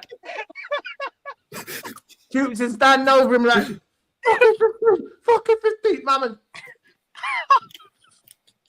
I think I'm sorry, man. Yo, this is what I'm telling you. Yo, we've come a long way. Pause. We've come a long way, bro. This is what I'm trying to say to you. This is beautiful to actually sit back and laugh and be able to take the piss and joke and all that now. Because in that moment of time, we were fucking down bad, bro. I'm not gonna lie to you. We were in the gutter. But listen, man, I'm gonna call it a night, man. I need to go and shoot to the toilet at night. If you know, you know. Yeah, same, bro. I've been drinking too many Rivals tears, bro. I'm telling you. Too much rival tears, man. I'm telling you, man. We've been smoking some big packs around there as well, man. I got Tottenham in a pack. I got United in a pack. I'm hoping to smoke some Liverpool packs, some Chelsea packs. I need to save some, though, to be fair, for Chelsea, Liverpool, Man City. Yeah, but tomorrow, Chelsea's on Monday, so, you know, we'll let that one marinate. But tomorrow, City, Liverpool, I'll save water if I Aston have Villa, JM. Don't think I forgot about you, my boy, Aston Villa. Hey, do you know what's so good? I can't lie to you. You know what's so good? You know when you picked up your 3 points and you just sit back. Over to you. Yeah. Over to you. You get me? Yeah. And I'm telling you now, it's Show sensational. me something, innit? Hey, honestly, it's beautiful. But listen, obviously, over to City, Liverpool, Villa tomorrow, Chelsea on Monday. People, if you don't know, we will be back tomorrow, 8 p.m. ABR, all bleed red, baby. And you know, Manchester United is represented by Mido. Mido lost today. If you know what Mido's been speaking over the last 2-3 weeks, you better be here tomorrow, because I'm telling you, this guy is going to get caught. And if he was here during the World Cup, then you would know Mali got absolutely violated. Mali got violated. I ain't gonna lie, that's my dog, that's my little bro, but he got violated, yeah? From time when we're doing friendly fire, you could only imagine what we got lined up tomorrow. And it's only game week 1. It's only game week 1. We only had to wait 90 minutes. You know what I'm saying? My man's talking about Man United are going to win leagues. They're going to snatch our chains. What? They're going to snatch our chains. You can't even take whole cities' food off their plate, bro. But yet you want to take my chain. Make it make sense, man. You know what I mean? Hold that. Hold that. Yeah? Where's the KJ? Hold that. Not hold that. Oh. Yeah, we got the broski. You get me? Hold that. But listen, ABR tomorrow, 8 p.m. Kizzy Talk Sports. You know what I'm saying? Find me there, Mali there, KJ there, Mido there. Maybe a Yas if he can pull out. I know if Chelsea, well, I know Yas is gonna want to come and dunk tomorrow. I know, especially if Liverpool losing that. It's definitely yeah. It's looking tasty. I can't lie. Yeah. But listen, man, I'm going to shoot off in it because, like I said, I got to see a man about dog. But listen, people, big up the chat, big up the man, big up everyone that come over from Tony's channel, big up the mods, them. Make sure you're smashing the likes. Make sure you're subscribing to the channel. If I'm not mistaken, we're 5 away from 100 subs. Get me to 100 subs, man. What's the problem? You know what I mean? Come on, man. You know what I mean? It's free. But listen, we'll be back tomorrow, man. And listen, if you picked up your 3 points this weekend, all I can say is enjoy your weekend, man. Enjoy your weekend. Because there's some certain other people this weekend, they're not even answering their phone. They can't pick up their phone. They've done so much talking in preseason that they can't even answer their phone on match day 1. Bro. One of them is my cousin. Group chats are bare silent. That's the best. Best my man owes me money from last season. My man's owed me money from last season, yeah? And he's already bet me for this season. He ain't even paid me my money from last season. I said, fuck it, we'll put another bet on this season for double bubble, bro. You know what I mean? I even got my money for the first bet. But I said, fuck it, I want you for your money again. Fuck it. I mean, that's my type of steal. You get me? That's what we're on right now. I don't even have to. Huh? Double it. You know, like that. Just quickly, run it up, man. More money, man. Easy money. I don't give a shit, bro. I don't give a shit. But listen, like I said, man, we're out, man. 2 hours and 48 minutes. Big up Rory for pulling up. You know what I'm saying? Big up Rory. Rory, Mali, before we fly out, where can they find you? Rory, where can they find you, bro? Yeah, what's up, Rory? Yeah, well, I'm quite familiar nowadays, so you can find me on Red RD in it. Yeah, in terms of what's coming up on the channel, possibly a Monday night stream. I'm not entirely sure. I'm away again, unfortunately, so I don't know if I'll have the time, but on tour. We'll see in it. But yeah, like that's about it, really. If I'm honest, on that bombshell, I'm gonna go to the toilet, innit? That's why I was the fucking toilet, bro. Hey, big up Rory every time, man. Big up Broski. Yeah, it's My good brother, having you man. on and that. You get me, yeah? Every single time, man. Big up Rory every time. Mali, come on, man. Tell the people where to find you, man. Mali Talks AFC on all platforms. I'm gonna ask Kizzy to send me a couple of clips because today's stream was so I might drop them tomorrow. And it's everywhere, isn't it? And shout out the ring light. What did you do? Yeah.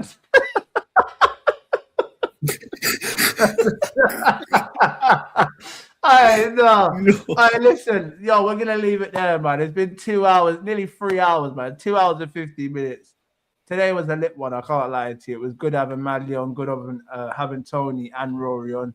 You know what I mean? Crashed it on the ops, chopped up over our beloved Arsenal, and now it's on to next week. Hey, actually, man, shit. Obviously, by the time the next week's show comes, it's going to be Saturday. When the Arsenal play Villa? Is it Sunday? No, next week Monday, no? What?